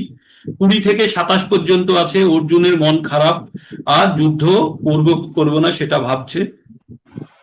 তারপরে হচ্ছে যে 28 থেকে 30 মিত্র এবং পরিবার এদেরকে সকলের প্রতি অর্জুনের দয়া মনের মধ্যে উৎপন্ন হয়েছে। 31 থেকে 35 পর্যন্ত এই যে যুদ্ধ জয় করে এই যে রাজ্য ভোগ করবে, কাকে দেখাবে, ভোগ করে দেখানোর কাউকে পাবে না, কারণ সবাই তো মরে যাবে। তারপরে পাপের ভয়, তার মনে মনে হচ্ছে পাপ হবে। আর পারিবারিক পরম্পরার ক্ষয়, কারণ পুরুষরা যদি শেষ হয়ে যায় তাহলে সেই বাড়িতে তো আর সংসারে তোর আর সন্তান উৎপন্ন হওয়ার সম্ভাবনা নেই। কিন্তু বাইরে থেকে কেউ এসে যদি ওই সংসারে যদি বর্ণ অজাতিত সন্তান উৎপন্ন করে, সেখানে বর্ণ সংকর উৎপন্ন হবে, এবং তারা যেহেতু তর্পণ শ্রাদ্ধ এবং পিণ্ডাদি ক্রিয়া করবে না, তাই যারা মারা গেল তারা নরক ভোগ করবে। আর নরক ভোগ করার কারণে, যে কারণে নরক ভোগ করছে, কারণ অর্জুনের কারণে, তাই অর্জুন নিজেকে দোষী ভাবছে। ভেবে অর্জুনের মনে হচ্ছে আমি যুদ্ধ করব না, আমার হাত পা শুকিয়ে যাচ্ছে, হাত পা কাঁপছে, আমি যুদ্ধ করব না বলে অর্জুন রথের উপরে বসে গেল। এই হচ্ছে প্রথম অধ্যায়ের বর্ণনা। এবার আপনাদের মনের মধ্যে কি সংশয় হলো এবার বলুন, তারপরে আমরা পঠন করবো। মনে হয় আবার কি হলো, আবার চলে গেছে নাকি? না না, আছে। এবার দেখতে পাচ্ছেন? আচ্ছা, হ্যাঁ হ্যাঁ। আপনারা অনেকেই হ্যাঁ, শেয়ারিং এখন ঠিক আছে। দেখা যাচ্ছে। এখনো উৎপল রায়, আমি তো দেখছি উৎপল রায় হ্যাজ, হ্যাঁ, এখন ঠিক আছে। হ্যাঁ, উৎপল রায় শুনেছি। উৎপল রায় একটা স্ক্রিন শেয়ার দিয়ে ফেলেছেন।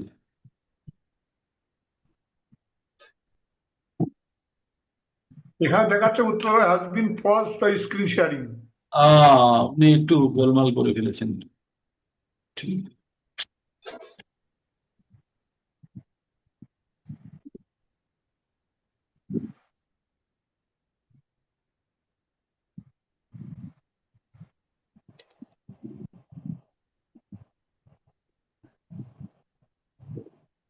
উফ, আপনি স্ক্রিন শেয়ারিং করে ফেলেছেন, হ্যাঁ, সেই জন্য আপনি এক কাজ করুন, প্রভু, উৎপল প্রভু, আপনি আমি তো একবার, আমি তো আমার স্ক্রিনটা দেখতেই পাচ্ছি না। আপনি দেখতে আপনি পাচ্ছেন না একবার তো? লগ আউট আমি করে কি- যান। আপনি একবার লগ আউট আরেকবার লগ ইন করুন, হ্যাঁ, আপনি আপনি হ্যাঁ একবার লগ আউট করে লগ ইন করুন।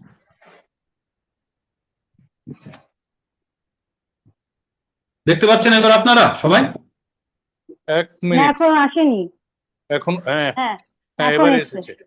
এবার এসছে। ঠিক আছে, আমি সকলের কন্ট্রোল আসলে কাটিনি, ওইগুলো আমাকে করে রাখতে হবে, কারণ কেউ তো এক্সপেরিমেন্ট করেন। তাহলে আমরা ভগবদ গীতা 40টি শ্লোক 1 নম্বর অধ্যায়ে আমরা কি কি আছে মোটামুটি এর বর্ণনা পেয়ে গেছি। ঠিক আছে, এবার শ্লোকের মধ্যে ঢুকে আপনাদেরকে বলবো। প্রথম শ্লোকটি বলছেন, কে বলছেন? ধৃতরাষ্ট্র। ধৃতরাষ্ট্র কাকে বলছে? সঞ্জয়কে বলছে। কি বলছে? এইবার আমরা প্রথম শ্লোকটি দিয়ে শুরু করব। ঠিক আছে, আমরা প্রবেশ করছি ভগবদ গীতার মধ্যে। হ্যাঁ, প্রথম শ্লোকটি হ্যাঁ। দিয়ে আমরা প্রবেশ করছি ভগবদ গীতার মধ্যে। প্রথম শ্লোকটি আপনাদের কাছে, যাদের কাছে বই আছে, প্রথম শ্লোকটি তো আমরা পড়বই। প্রথম শ্লোকটি কি? ধর্মক্ষেত্রে কুরুক্ষেত্রে সমাবেতা যুযুৎসবাঃ মাম কাঃ পাণ্ডবশ্চৈব কিমকুর্বত সঞ্জয়। তো এখানে ধৃতরাষ্ট্র কাকে জিজ্ঞেস করলো? সঞ্জয়কে। কি জিজ্ঞেস করলো? আচ্ছা, উবাচ কথার অর্থ কি জানেন? উবাচ মানে হচ্ছে বলা। তো ধৃতরাষ্ট্র কি বললো? ধৃতরাষ্ট্র উবাচ, ধৃতরাষ্ট্র বললেন, কি বললেন? ধর্মক্ষেত্র কুরুক্ষেত্রে এ জড়ো হয়ে বা সমবেত হয়ে আমার পুত্ররা এবং পাণ্ডুর পুত্ররা যুদ্ধ করার ইচ্ছা নিয়ে যে সমবেত জড়ো হয়েছে, তারা কি করলো? প্রশ্নটা কি করলেন? ধর্মক্ষেত্রে কুরুক্ষেত্রে সমবেতা যুযুৎসবাঃ মাম কাঃ পাণ্ডবশ্চৈব কিমকুর্বত সঞ্জয়। ধৃতরাষ্ট্র বললেন, হে সঞ্জয়, ধর্মক্ষেত্র কুরুক্ষেত্রে যুদ্ধ করার মানুষে মানে ইচ্ছা নিয়ে সমবেত হয়ে আমার পুত্ররা এবং পাণ্ডুর পুত্ররা কি করলো? এটা কে জিজ্ঞেস করলো? ধৃতরাষ্ট্র। এই বলে আমাদের ভগবদ গীতা শুরু হচ্ছে। হ্যাঁ, তারপরে এবার সঞ্জয় উত্তর দেবে। কাকে জিজ্ঞেস করছে? সঞ্জয়কে তো। হুম, তো সঞ্জয়কে বলেছে, এবার সঞ্জয় উত্তর দেবে। এবার সঞ্জয় তার উত্তর দিচ্ছে। তাহলে উবাচ, উবাচ মানে কি? উবাচ মানে বলা। এবার সঞ্জয় উবাচ দৃষ্টা তু পাণ্ডবাণিকম বূঢ়ম দুর্যোধনস্তদা আচার্য উপসংগম্য রাজা বচনম অব্রবীত। আপনাদের বললাম না 1 থেকে 11 পর্যন্ত উভয় পক্ষে সৈন্য নিরীক্ষণ। এটা ওই সৈন্য নিরীক্ষণের অংশের, যেহেতু এটা শুরু, তাই সঞ্জয় এবার রাজাকে বলছে যে দৃষ্টা তু পাণ্ডবাণিকম। সঞ্জয় বললেন, হে রাজন, পাণ্ডবদের সৈন্য সজ্জা দর্শন করে রাজা, রাজাকে দুর্যোধন, তখন তো রাজা দুর্যোধনকে বলছে, দ্রোণাচার্যের কাছে গিয়ে বললেন। দ্রোণাচার্য কাদের দলে আছে? দুর্যোধনদের দলে আছে। আর দ্রোণাচার্য কে? ওদের সেনাপতি। হ্যাঁ, তাহলে দুর্যোধন কি করলো? এই যে সৈন্য, অন্যদিকে সৈন্য দেখে দুর্যোধন গিয়ে কাকে বলল? দুর্যোধন দ্রোণাচার্যকে। দ্রোণাচার্যকে বলল। দ্রোণাচার্যকে বললো, এবার পশ্চাতাং পাণ্ডু পুত্রাণাম আচার্য মহিতম চুমুম বুঢ়াম ধ্রুপদ পুত্রেণ তব শিষ্যেন ধীমতা। তো তখন কি বললো? হে আচার্য, কি দেখা যাচ্ছে? হ্যাঁ হ্যাঁ হ্যাঁ হ্যাঁ হ্যাঁ। হ্যাঁ দেখা যাচ্ছে। আর উৎপল প্রভু জয়েন করেছেন, আবার জয়েন করতে পেরেছেন? উৎপল রায় প্রভু একবার জয়েন করে, যিনি আউট হয়ে গেলেন। ঠিক আছে, তো এবার কি বলছে? পশ্চাতাম, ওগুলো সব সংস্কৃততেই লেখা আছে, সেজন্য আপনাদের বেশি বিচলিত হওয়ার কথা নয়, আপনাদের কাছে বই আছে। পশ্চাতাং পাণ্ডু পুত্রাণাম আচার্য মহিতম চুমুম দূঢ়ম ধ্রুপদ পুত্রেণ তব শিষ্যেন ধীমতা। এই কথাগুলো কে বলছে? দুর্যোধন গিয়ে কার কাছে বলছে? তাদের সেনাপতি দ্রোণাচার্যের কাছে গিয়ে বলছে। কি বলছে? বলছে যে, হে আচার্য, পাণ্ডুপুত্রদের বিশাল সেনাকে দেখুন আপনি। আর যেটাকে কে সাজিয়েছে? আপনার বুদ্ধিমান শিষ্য। এবার দ্রোণাচার্য শিষ্য ওইদিকে যে সাজিয়েছে, কি সাজিয়েছে? সমরসজ্জা যে সাজিয়েছে, মানে সৈন্যদের সাজিয়েছে, তার নাম হচ্ছে দৃষ্টদ্যুম্ন। আর দৃষ্টদ্যুম্নকে ধ্রুপদের পুত্র, ধ্রুপদকে দ্রৌপদীর বাবা, আর দ্রৌপদীকে পাণ্ডবদের স্ত্রী। তাহলে পাণ্ডবদের শ্বশুর হচ্ছে ধ্রুপদ, আর ধ্রুপদ রাজার ছেলে হচ্ছে কে? মানে পাণ্ডবদের শালা হচ্ছে দুষ্টদম। দুষ্টদম, হ্যাঁ দুষ্টদম। তো দুষ্টদমের ও ও সাজিয়েছে। সে আবার কার শিষ্য? ওই দ্রোণাচার্যের শিষ্য। দ্রোণাচার্য। আর এও খুব ইন্টেলিজেন্ট সূত্র, সেই কথাটি আবার খোঁচা দিয়ে দুর্যোধন কাকে বলছে? দ্রোণাচার্যকে বলছে। কি বলছে? যে দেখুন, পাণ্ডবদের মহান সৈন্যবল দর্শন করুন, আপনার অত্যন্ত বুদ্ধিমান শিষ্য ধ্রুপদের পুত্র অত্যন্ত দক্ষতার সঙ্গে সৈন্যের ব্যূহের আকারে রচনা করেছে, মানে সৈন্য সজ্জা করেছে সৈন্যকে। তো ধৃষ্টদ্যুম্ন হচ্ছে ধ্রুপদ রাজার পুত্র। আর ধ্রুপদ রাজা দ্রোণাচার্য একসময় বন্ধু ছিল, কোনো কারণে তাদের মধ্যে একটা ঝামেলা হয়েছিল। তারপরে ধ্রুপদ রাজা কি করেছিলেন, একটি সন্তানের জন্য, পুত্র সন্তানের জন্য যজ্ঞ করেছিলেন। সেই যজ্ঞের ফলে সে ধৃষ্টদ্যুম্নকে প্রাপ্ত করেছিলেন। আর সেই সন্তান যে দ্রোণাচার্যকে হত্যা করবে সেটাও দ্রোণাচার্য জানতেন। তা সত্ত্বেও দ্রোণাচার্য একজন ব্রাহ্মণ হিসাবে তার কর্তব্য পালন করেছে। সে একজন শিক্ষাগুরু হিসাবে, যে এই ছেলে বা এই ছাত্রই একদিন আমাকে হত্যা করবে, তাই ভেবে তাকে আমি শিক্ষা দেব না, সেটা কখনো ভাবেনি। সে তার পরম কর্তব্য সে পালন করেছে। তাই দুর্যোধন ধৃতরাষ্ট্রকে খোঁচা দিয়ে বলছে যে, দুর্যোধন দ্রোণাচার্যকে খোঁচা দিয়ে বলছে, দেখুন আপনার সেই ছাত্র যাকে আপনি অনেক ভালো করে পড়িয়েছেন, সেই এখন আপনার বিপক্ষে আপনাকে হত্যা করার জন্য তৈরি হয়ে আছে, তাই না? তো এইভাবে দ্রোণাচার্যকে একটু উত্তেজিত করছে কে? দুর্যোধন। দুর্যোধন। আরো বলছে কারা কারা আরো যুদ্ধের মধ্যে কারা কারা আছে, তাই বলছে অত্র শোরা মহেশ্বাসা ভীমার্জুন সমাযুধি যুযুধান বিরাটশ্চ দ্রুপদশ্চ মহারথ। বললো ওদের দিকে আর কারা কারা আছে? এই সমস্ত সেনাদের মধ্যে ভীম ও অর্জুনের সমকক্ষ অনেক বীর এবং ধনুর্ধারী রয়েছেন, এরা যুযুধান, বিরাট ও ধ্রুপদের মতো মহাযুদ্ধ। আপনাদের হয়তো এখন মনে হচ্ছে স্টোরি চলছে। হ্যাঁ, একটু আজকের চ্যাপ্টারটা স্টোরি চলবে।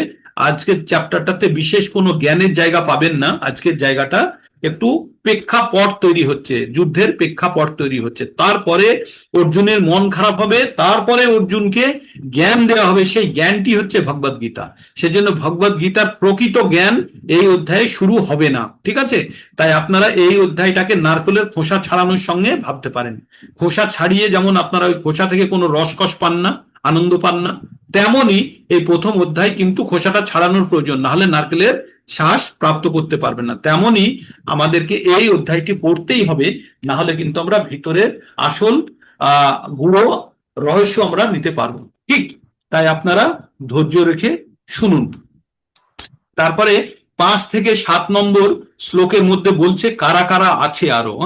তারপরে দৃষ্ট কেতু চৈকি তান কাশীরাজস্য বীর জবান পুরোজিত কুন্তি ভোজস্য শৈবাস্য নরপুঙ্গব যোধাশ্চ যোধামন্যুশ্চ বিক্রান্ত উত্তমোজাশ্চ বীর্যমান সৌভদ্র দ্রৌপদেয়াশ্চ সর্ব এব মহারথা তস্মাকং তু বিশিষ্টায়ে তন্নিবোধ দ্বিজত্তম নায়ক মম সৈন্যস্য সংঘাতং তান প্রবর্মিতে।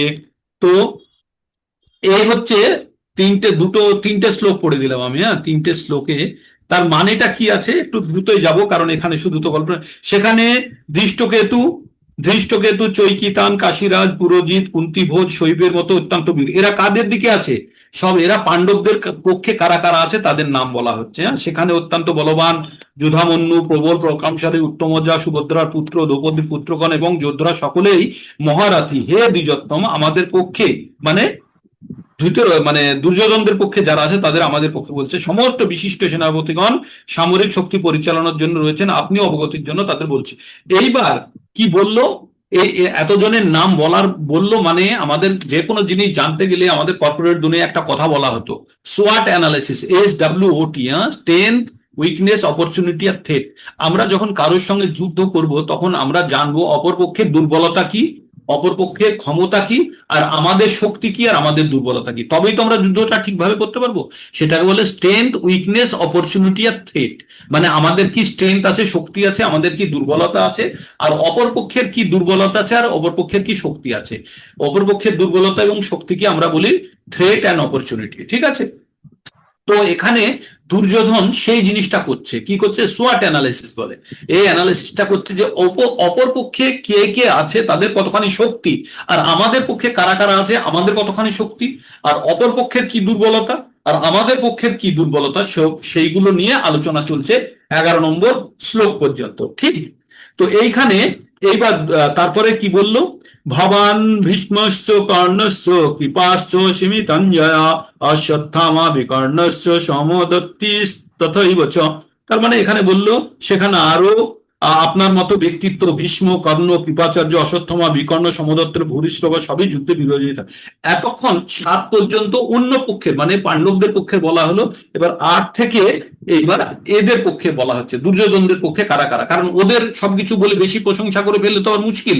তাই বলছে ওরা আছে, ওরা অনেক ভালো ভালো যোদ্ধা, কিন্তু আমাদের দিকেও অনেক ভালো ভালো যোদ্ধা আছে। কে বলছে? দুর্যোধন বলছে। হ্যাঁ, তারপরে বলছে অন্যে চ বহব অসুরা মদার্থে ত্বক্ত জীবিতাহ নানা শস্ত্র প্রহারণ সর্বে যুদ্ধ বিশারদা। তারপরে বলছে আমাদের দিকে আরো অনেক যোদ্ধা আছে যারা বিভিন্ন অস্ত্র পরিচালনায় পারদর্শী এবং তারা তারা অনেক যুদ্ধ জিতেছে এবং তারা আমার জন্য জীবন দেওয়ার জন্য তারা মানে একদম তৈরি হয়ে আছে।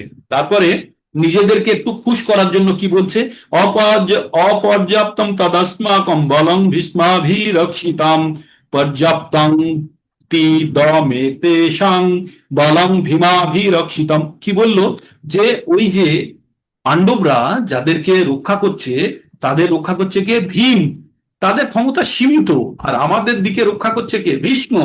ভীষ্ম অপরিসীম ক্ষমতা দিয়ে আমাদেরকে রক্ষা করছে, তাই আমাদেরই শক্তি বেশি। মনে মনে এই কথাটি কাকে বলছে? ওর আচার্যকে এই কথাগুলো বলছে ওর সামনে গিয়ে, আর নিজেদেরকে একটু খুশ করছে যে আমরাও অনেক শক্তিশালী টিম।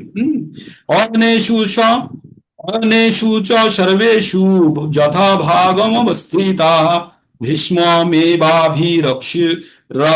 ভীষ্মাভি রক্ষন্তু ভবন্তু সর্ব এব হি। কি বললেন এখানে? এখানে বললেন এখন আপনারা সকলে, কাদেরকে বললো?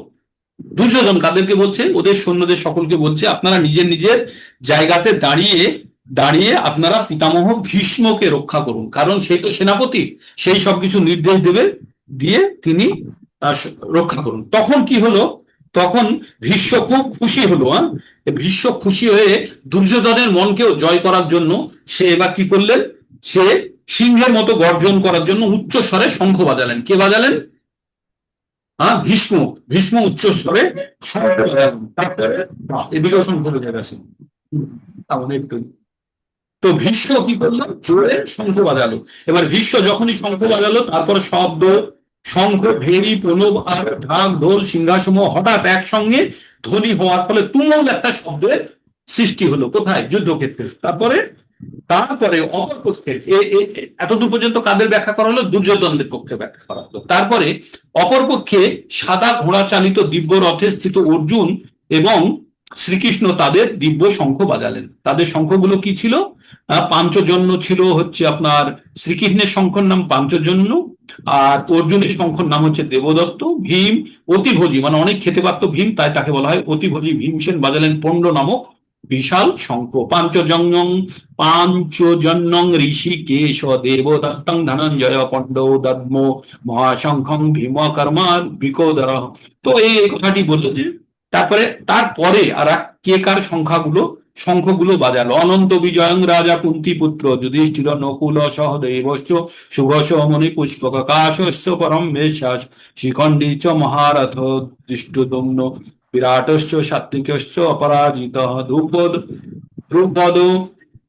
দ্রৌপদেয়াশ্চ সর্বস্ব পৃথিবীপতে সৌভদ্রস্য মহাবাহ সংঘান দর্ম পৃথক। তার মানে আবার বাকি যারা আছে, অনন্ত বিজয় রাজা কুন্তিপুত্র যুধিষ্ঠির বাজালেন অনন্ত বিজয় নামক শঙ্খ, নকুল বাজালেন নকুল এবং সহদেব বাজালেন সুঘোষ ও মনিবেশ্ব, তারপরে শিখণ্ডী, তারপরে কাশস্ত্র, তারপরে বিরাট দৃষ্টুদম, এরা কি করলেন?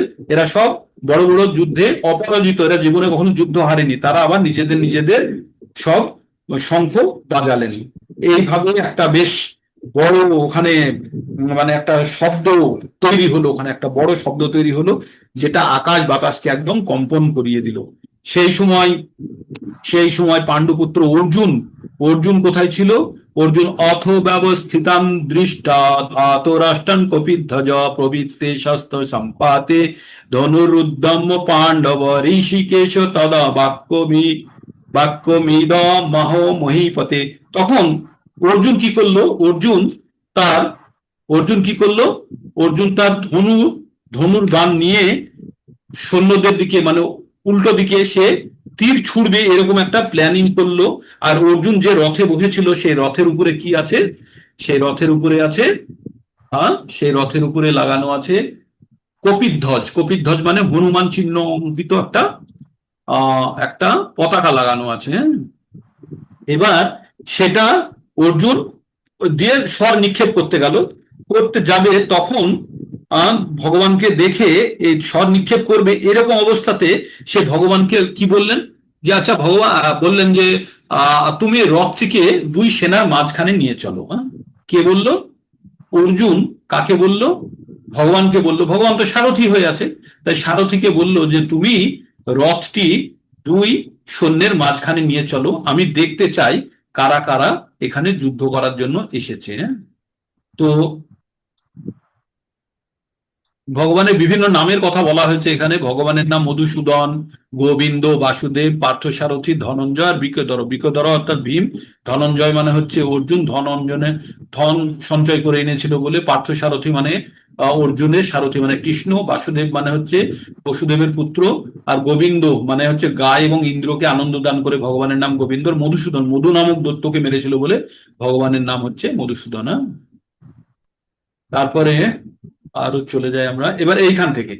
ভগবান এবার কি বললো? এবার অর্জুন বলল যে আপনি উভয় সেনায় উভয়ের মধ্যে রথং স্থাপয় মেয়চ্যুত যাব দেতানি নিরীক্ষাহ্যং যুদ্ধ কামান মানবস্থিতান কাম্যয় সহ যোদ্ধা বম অস্মিন রণ সমুদ্যমে।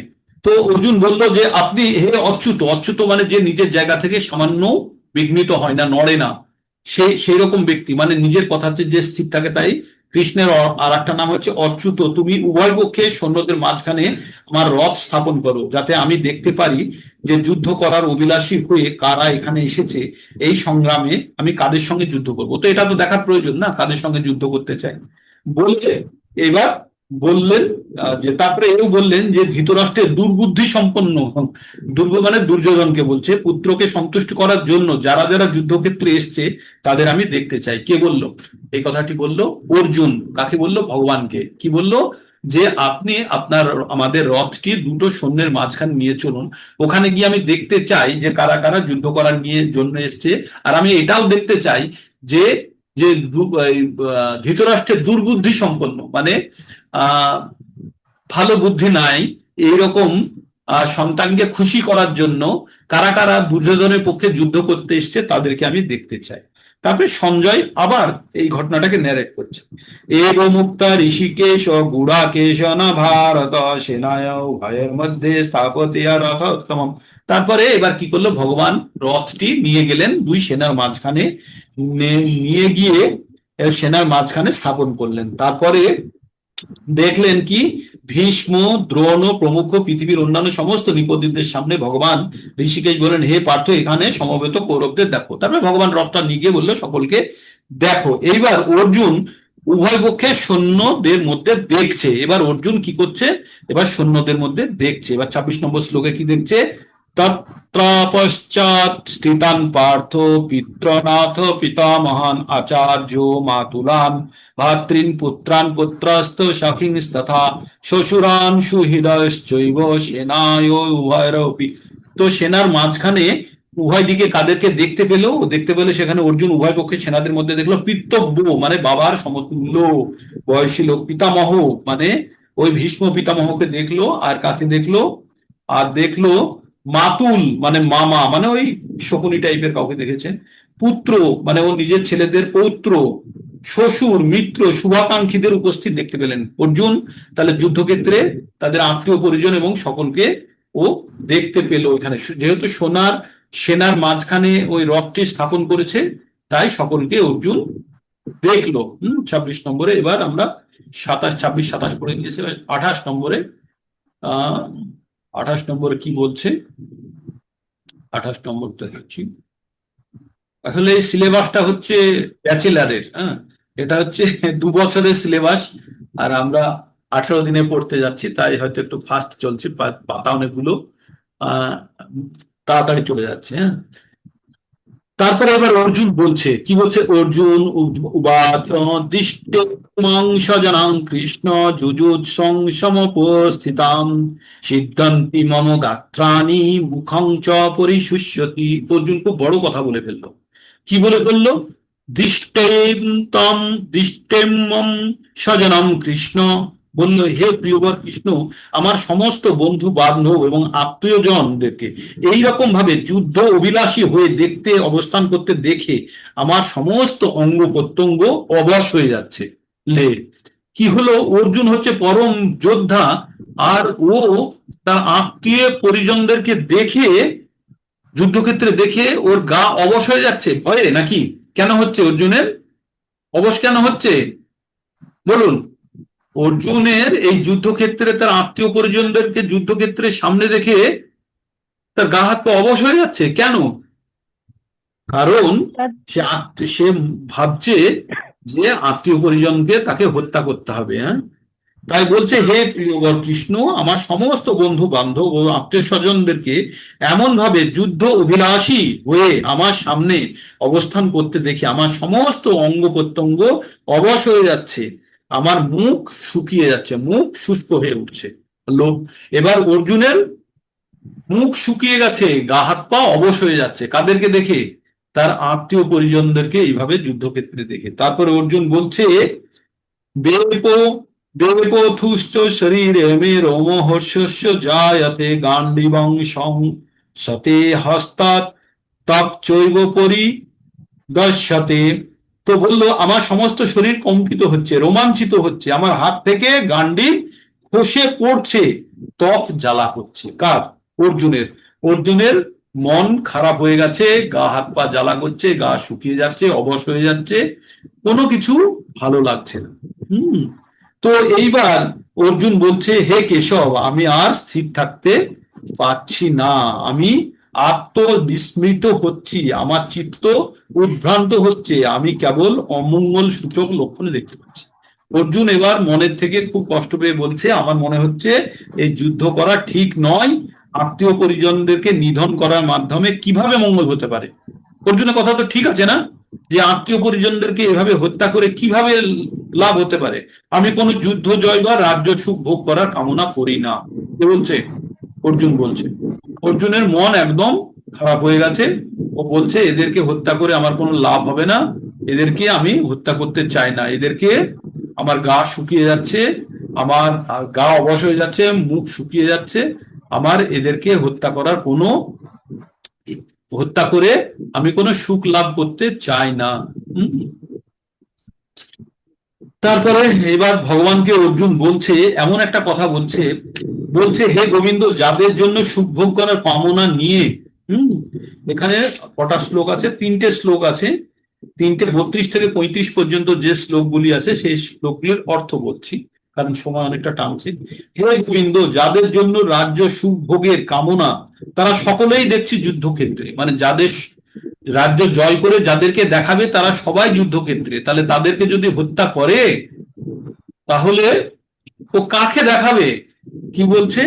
যে যাদের জন্য রাজ্য সুখভোগের কামনা তারা সকলেই দেখছি রণক্ষেত্রে আজকে উপস্থিত, তখন আমাদের রাজ্যের কি প্রয়োজন? সুখভোগী বা জীবন ধারণেরই বা কি প্রয়োজন? হে মধুসূদন, যখন আচার্য, পিতৃব্য, পুত্র, পিতামহ, মাতুল, শ্বশুর, পৌত্র, শালক, আত্মীয় স্বজন সকলেই প্রাণ এবং ধনাদির মানে সম্পত্তির আশা পরিত্যাগ করে আমার সামনে যুদ্ধ করতে উপস্থিত, কার সামনে? অর্জুনের সামনে উপস্থিত, আমি তাদের কেন আমি হত্যা করতে চাইবো? এমনকি তারা যদি আমাকে বধ করে, তারা যদি আমাকে মেরে ফেলুক, তবু আমি তাদেরকে হত্যা করব না। এই জগতের কি কথা হে জনার্দন? এই জগতের মানে ভগবানকে বলছে হে কৃষ্ণ, হে জনার্দন, তুমি এই জগতের এই রাজ্যের কি কথা? আমাকে যদি 3টে লোক, আমাকে যদি স্বর্গ মর্ত পাতালও যদি আমাকে কেউ দিয়ে দেয়, তার বিনিময়েও আমি এই ধৃতরাষ্ট্রের পুত্রদেরকে আমি হত্যা করতে চাইবো না। হত্যা করে আমার কি লাভ হবে? মানে অর্জুন কেমন, কত সুন্দর মানসিকতার লোক দেখছেন, খুব ভালো না? তার মনের মধ্যে একটা মন আছে না, যে আত্মীয় স্বজনকে সম্পত্তির লোভের জন্য তাদেরকে হত্যা করে আমার কি লাভ? ঠিক ঠিক বলছে তো অর্জুন? হ্যাঁ, একদম ঠিক বলছে। তারপরে অর্জুন বলছে এই ধরনের আততায়ীদের বধ করলে মহাপাপ এবং আচ্ছন্ন করবে। আততায়ী কাদের বলে? আততায়ী শাস্ত্রের ভাষায় 6 ধরনের ব্যক্তিকে আততায়ী বলা হয়। যে অন্যকে বিষ দান করে হত্যা করতে চায় বা হত্যা করে, যে ঘরে আগুন লাগিয়ে দেয়, যে মারাত্মক অস্ত্রের দ্বারা অন্যকে আক্রমণ করে, যে ধন সম্পদ লুট করে নেয়, যে অন্যের জমি দখল করে নেয় এবং যে অন্যের স্ত্রীকে হরণ করে নেয়। এই 6 ধরনের ব্যক্তিকে আততায়ী বলা হয়। আর এই আততায়ীদেরকে হত্যা করা শাস্ত্রের বিধানে কোনো পাপ নয়। হ্যাঁ, শাস্ত্রের বিধানে এই আততায়ীদের হত্যা করা অবস্থাতেই পাপ নয়। কার আছে? কেউ গাড়িতে চলাচল করছে, মিউট করে দিলাম। তো এদেরকে হত্যা করলে কোনো পাপ নয়, তবু আমি কেন হত্যা করব, এই বলে অর্জুন যাতে যুদ্ধ না করতে হয় সেটাই অর্জুন বলতে চাইলো। তারপরে অর্জুন বলল, হে জনার্দন, যদিও এরা কারাও দুর্যোধনরা যুদ্ধ লাভের দ্বারা প্রভাবিত হয়ে কুলক্ষয় জনিত দোষ, মিত্র দোষ নিমিত্ত পাপ লক্ষণ করছে না, ওরা বুঝতে পারছে না কত বড় ক্ষতি হয়ে যেতে পারছে, তাই না? পাকিস্তানের সঙ্গে যখন ইন্ডিয়ার যুদ্ধ হতে যায়, পাকিস্তান বলে মারো মারো মারো মারো, ইন্ডিয়া 10 বার ভাবে যে কেন যুদ্ধ করব। যখন একদম অসহায় হয়ে যায় ইন্ডিয়া, তখনই ইন্ডিয়া ওদেরকে আক্রমণ করে। তো তেমনি দুর্যোধনরা তো যুদ্ধ করার জন্য এসে বসে আছে, মারো এদেরকে, মারো। কাদেরকে? পাণ্ডবদেরকে মারো। কিন্তু অর্জুন খুব বিদ্বান এবং জ্ঞানী ব্যক্তি, সে তার মনের মধ্যে এই ভাবনা চিন্তাগুলো আসছে যে এই আত্মীয় পরিজনকে হত্যা করে আমি যে রাজ্য পাবো, এই রাজ্য নিয়ে কি লাভ হবে আমার। তারপরে বলছে যে আমাদের কুলক্ষয় জনিত দোষ, মানে বংশ নষ্ট হয়ে যাবে তো, তাই না? পুরো বংশই তো নষ্ট হয়ে যাবে। তারপরে মিত্রদেরকেও আমি হত্যা করব, তাহলে মিত্রদ্রোহ নিমিত্ত এরা লক্ষ্য করছে না যে এরা কত বড় ক্ষতি হতে যাচ্ছে, এরা লক্ষ্য করছে না। তারপরে বললো কুলক্ষয় হলে সনাতন ধর্ম নষ্ট হয়ে যাবে, তাহলে সমগ্র বংশ অধর্মে লিপ্ত হবে। তারপরে বললো অধর্ম ভি ভবাত কৃষ্ণ প্রদর্শন্তি কুলস্ত্রিয় ত্রিশু দৃষ্টাশু বাষ্ণেয় জায়তে বর্ণ শঙ্কর। হে কৃষ্ণ, কুলে অধর্মের প্রাদুর্ভাব হলে কুল বধূগণ কলুষিত হয়ে পড়ে, এবং হে বাষ্ণীয়, কুলস্ত্রীগণ অসচরিত্রা হলে অসৎ চরিত্রা হলে অবাঞ্ছিত প্রজাতি উৎপন্ন হবে। আর তাতে কি হবে? বর্ণ শঙ্কর, শঙ্কর নরকায়ৈব কুলঘ্রাণং কুলস্য চ পতন্তি পিতরা হস্যাং লুপ্তপিণ্ড দক ক্রিয়া। বলছে যে বর্ণ শঙ্কর উৎপন্ন হলে কি হবে? কুল এবং কুল ঘাতকেরা নরকগামী হয়। কুল মানে যাদেরকে হত্যা করেছে, যারা মারা গেছে তারা তো নরকে যাচ্ছেই, আবার যে তাদেরকে হত্যা করেছে সেও নরকে যাবে, আগে যেটা বললাম। সেই কুলে পিণ্ডদান এবং তর্পণ ক্রিয়া লোপ পাওয়ার ফলে পিতৃপুরুষদেরও নরকে অধঃপতিত হতে হয়। তাই অর্জুন কি জানে যে যে কারণে এই যারা নরকে যাচ্ছে, কার কারণে? অর্জুনের কারণে। তাই অর্জুনকেও নরকে যেতে হবে। অর্জুন তাই ভাবছে যারা কুকর্মের মাধ্যমে বংশের ঐতিহ্য নষ্ট করে, তার ফলে অবাঞ্ছিত সন্তানদের উৎপন্ন হয় এবং সেই দোষের ফলে সমস্ত জাতি ধর্ম এবং কুলধর্ম বিনাশপ্রাপ্ত হয়। তারপরে বললো উচ্ছন্ন কুল ধর্মানাং মনুষ্যানাং জনার্দন নরকে নিয়তং বশ ভবতি তা অনু সুশ্রম। তো অর্জুন কি বললেন? বললেন হে জনার্দন, আমি পরাক্রমে শুনেছি যাদের কুল ধর্ম বিনষ্ট হয়েছে তাদের নিয়ত নরকে বাস করতে হয়। নিয়ত মানে চিরকাল নরকে থাকতে হয় যারা কুল ধর্ম নষ্ট করেছেন। অহবৎ মহৎ পাপং কর্তুং ভবসীতা বয়ম যত রাজ্য সুখ লোভেনা অন্তুস্তং স্বজনম উদ্যতা। বলছে হাই, কি আশ্চর্যের কথা, আমরা রাজ্য সুখ ভোগের লোভে স্বজনদের হত্যা করতে উদ্যত হয়ে মহাপাপ কর্মে সংকল্পবদ্ধ হয়েছি। কে বলছে? অর্জুন। একদম ঠিক বলছে কি ভুল বলছে আপনারা বিবেচনা করে বলবেন। এক্ষুনি আমরা বিবেচনায় চলে যাব। যদি মাম প্রতিকারম শাস্ত্রম, যদি মাম অপ্রতিকারম শাস্ত্রম শস্ত্র পানয়া ধাত রাষ্ট্র রণে হন্যুস্তন্মে ক্ষেমতরং ভাবে। বলছে প্রতিরোধ রহিত নিরস্ত অবস্থায় যদি শস্ত্রধারী ধৃতরাষ্ট্রের পুত্ররা যুদ্ধে বধ করে তাহলেই বুঝি ভালো হবে। অর্জুন মানে একদম মনের দিক থেকে ভেঙে গেছে। বলছে আমি কার সঙ্গে যুদ্ধ করব, আমি কোনো রাস্তা খুঁজে পাচ্ছি না। তার বরং যদি ধৃতরাষ্ট্রের পুত্ররা আমি নিরস্ত অবস্থাতে আমাকে যদি এসে হত্যা করে, আমার মনে হয় সেটাই ভালো। মানে পুরো মনের দিক থেকে ভেঙে। এই বলে অর্জুন সঞ্জয় শেষে কি বলল? সঞ্জয় শেষে বলল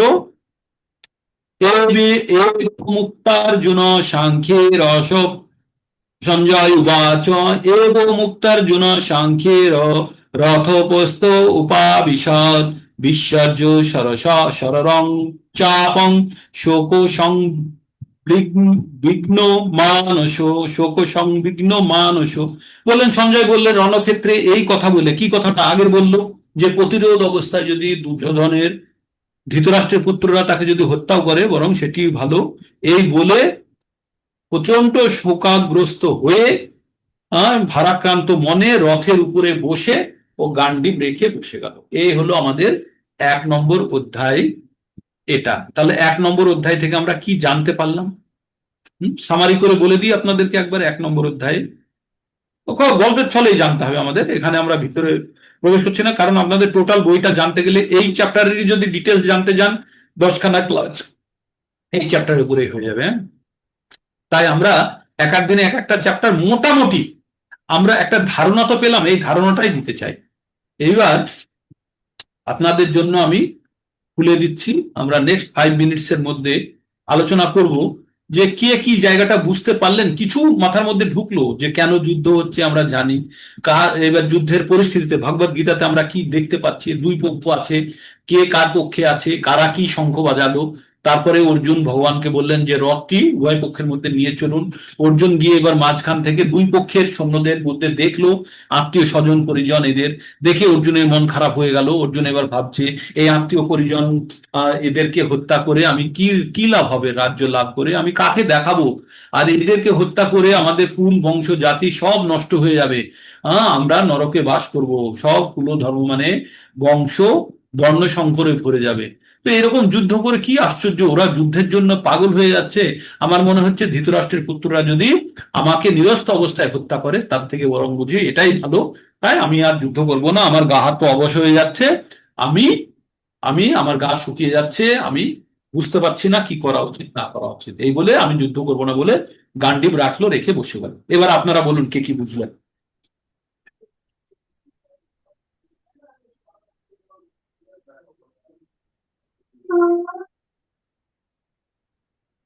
কিছু বোঝা গেল? চঞ্চল পান্ডা প্রভুজি বুঝলেন কিছু, কিছুটা আইডিয়া আসলো, পুরোটা নয়, আইডিয়া আসলেই হবে।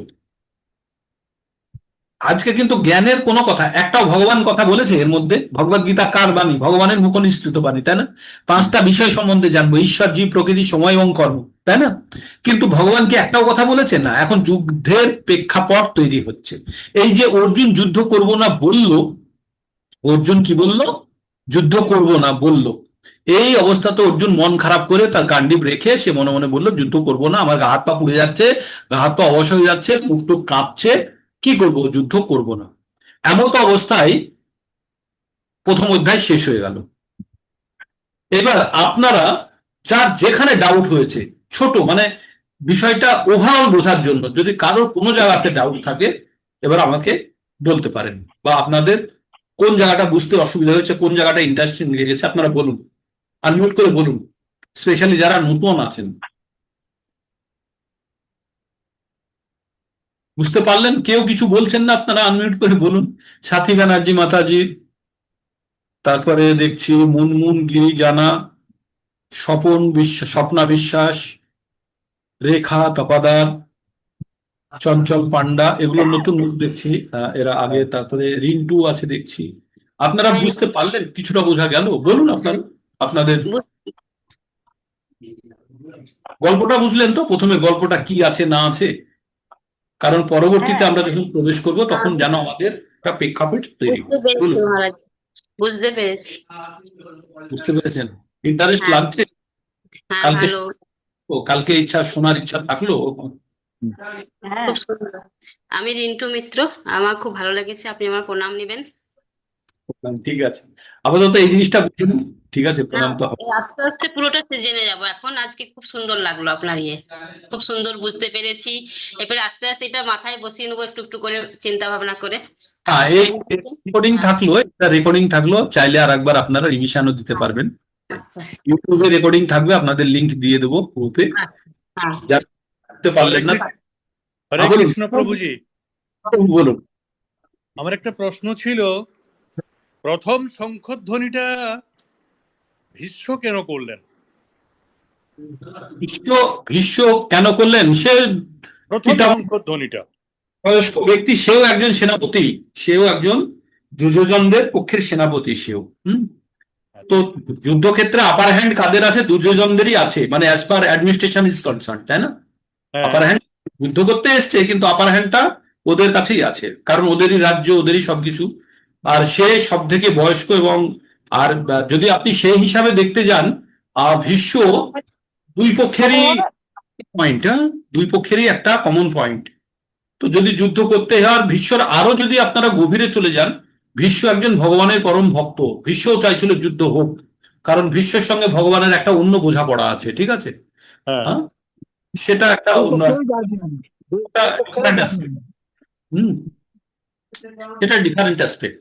মোটামুটি আপনার একটা গল্পের স্তরে নিয়ে রাখুন এটা, হ্যাঁ, তারপরে হ্যাঁ, আমরা এর ডিটেলসে, আমরা আসল তত্ত্বের মধ্যে এখন ঢুকিনি, যে আমরা যে 5টা বিষয়ে জ্ঞান লাভ করবো, ঈশ্বর, জীব, প্রকৃতি, সময় এবং কর্ম, একটা কথা বলা হয়নি, এখন শুধু প্রেক্ষাপট তৈরি করা হয়েছে। হ্যাঁ, মোটামুটি যেন আপনাদের মনের মধ্যে ছন্দটা থাকে, এই পক্ষে কারা, এই পক্ষে কারা, দুজনে কারা, এরা শঙ্খ বাজালো, এরা শঙ্খ বাজালো। অর্জুনকে ভগবান বললেন রথটা নিয়ে চলো, রথ গিয়ে দেখলো দুই পক্ষকে, অর্জুন দেখে অর্জুনের মন খারাপ হয়ে গেল, অর্জুনের মনের মধ্যে অনুশোচনা হচ্ছে। এবার অর্জুন বললো আমি যুদ্ধ, এরকম বলে জায়গাটায় একটা থেমে গেল। ঠিক, আমি বারবার এই জন্যই বলছি, যাতে আপনাদের না পড়লেও যেন মাথার মধ্যে এই জিনিসটা বসে যায়। ঠিক, তাহলে পরবর্তীতে আপনাদের এই জিনিসটা বুঝতে সুবিধা হবে। আর কারো কিছু? এতটা আমাদের এতটা প্রভু যে আমাদের টিভিতে যে মহাভারত দেখে এটা পুরোটা কিছুটা তো বোঝাই আছে। হ্যাঁ, এই জায়গাটা টিভিটা দেখে মোটামুটি বোঝা গেছে। এইবার আমরা কাল থেকে আমরা একটু গভীর তত্ত্বের জন্য যাব। কালকের চ্যাপ্টার থাকবে খুব বড়।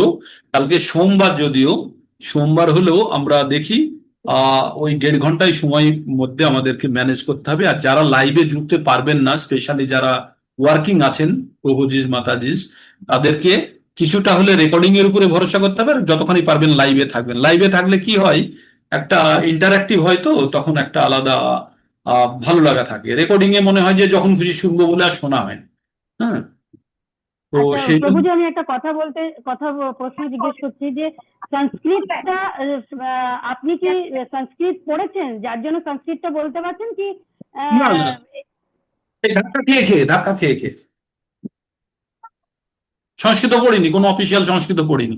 ওই ছোটবেলায় হয়তো ক্লাস 7-8 ছিল, তখন তো ভয়ে ভয়ে পড়া মতো, সে সংস্কৃত কিছু মনে নেই। কিন্তু এখন ওই বাংলা আর সংস্কৃত বই এই বলতে বলতে বলতে বলতে মোটামুটি উদ্ধার হয়ে গেছে। বলে বলে আপনাদেরও হবে, একটু চেষ্টা করলে হয়ে যাবে। আসলে গীতা খুললেই সংস্কৃতটা দেখলেই তখন আমরা আবার একটু পেছনে পাবেন না। এবার সংস্কৃত আপনাদেরকে দেখে ভয় পাবে, একদম ভয় পাবেন না, বন্ধু হয়ে যাবে ও। একদম ভয় পাবেন না, একদম ভয় পাবেন না। সংস্কৃত একদম বাংলার মতো, আমি খুলে খুলে বলবো এরপরে যখন হবে, মানে ডিটেলসে যখন যায়, যারা ডিটেলসে ক্লাস করে তারা জানে, একদম খুলে খুলে খুলে খুলে আমরা পয়েন্ট ওয়াইজ এমন ভাবে বিশ্লেষণ করব যে ওই সেই শব্দগুলোই দুঃখ পেয়ে যায়, যে আমাদেরকে ভেঙে এত নগ্ন করে দেয়। সেই জন্য চিন্তার কোনো কারণ, সংস্কৃত শব্দতে একদম ভয় পাবেন না। ওইগুলো আপনাদেরকে দেখে ভয় পাবে, শব্দগুলো। হ্যাঁ, ঠিক আছে, ওটা নিয়ে চিন্তা করবেন না, ওটা আমরা শব্দ করে নেবো। তার নিচে যে হিন্দিতে বাংলাতে যে বিশ্লেষণ করা আছে, তাতে তো বোঝাই যাচ্ছে পুরো গল্পটা, কনসেপ্টটা বুঝে যায়। তারপরে আস্তে আস্তে আমরা এবার তত্ত্বের মধ্যে পরে প্রবেশ করব, তত্ত্বটা পরে আসবে। তো আর কারো কিছু বলার আছে? যদি না থাকে রেকর্ডিং বন্ধ করি। হ্যাঁ।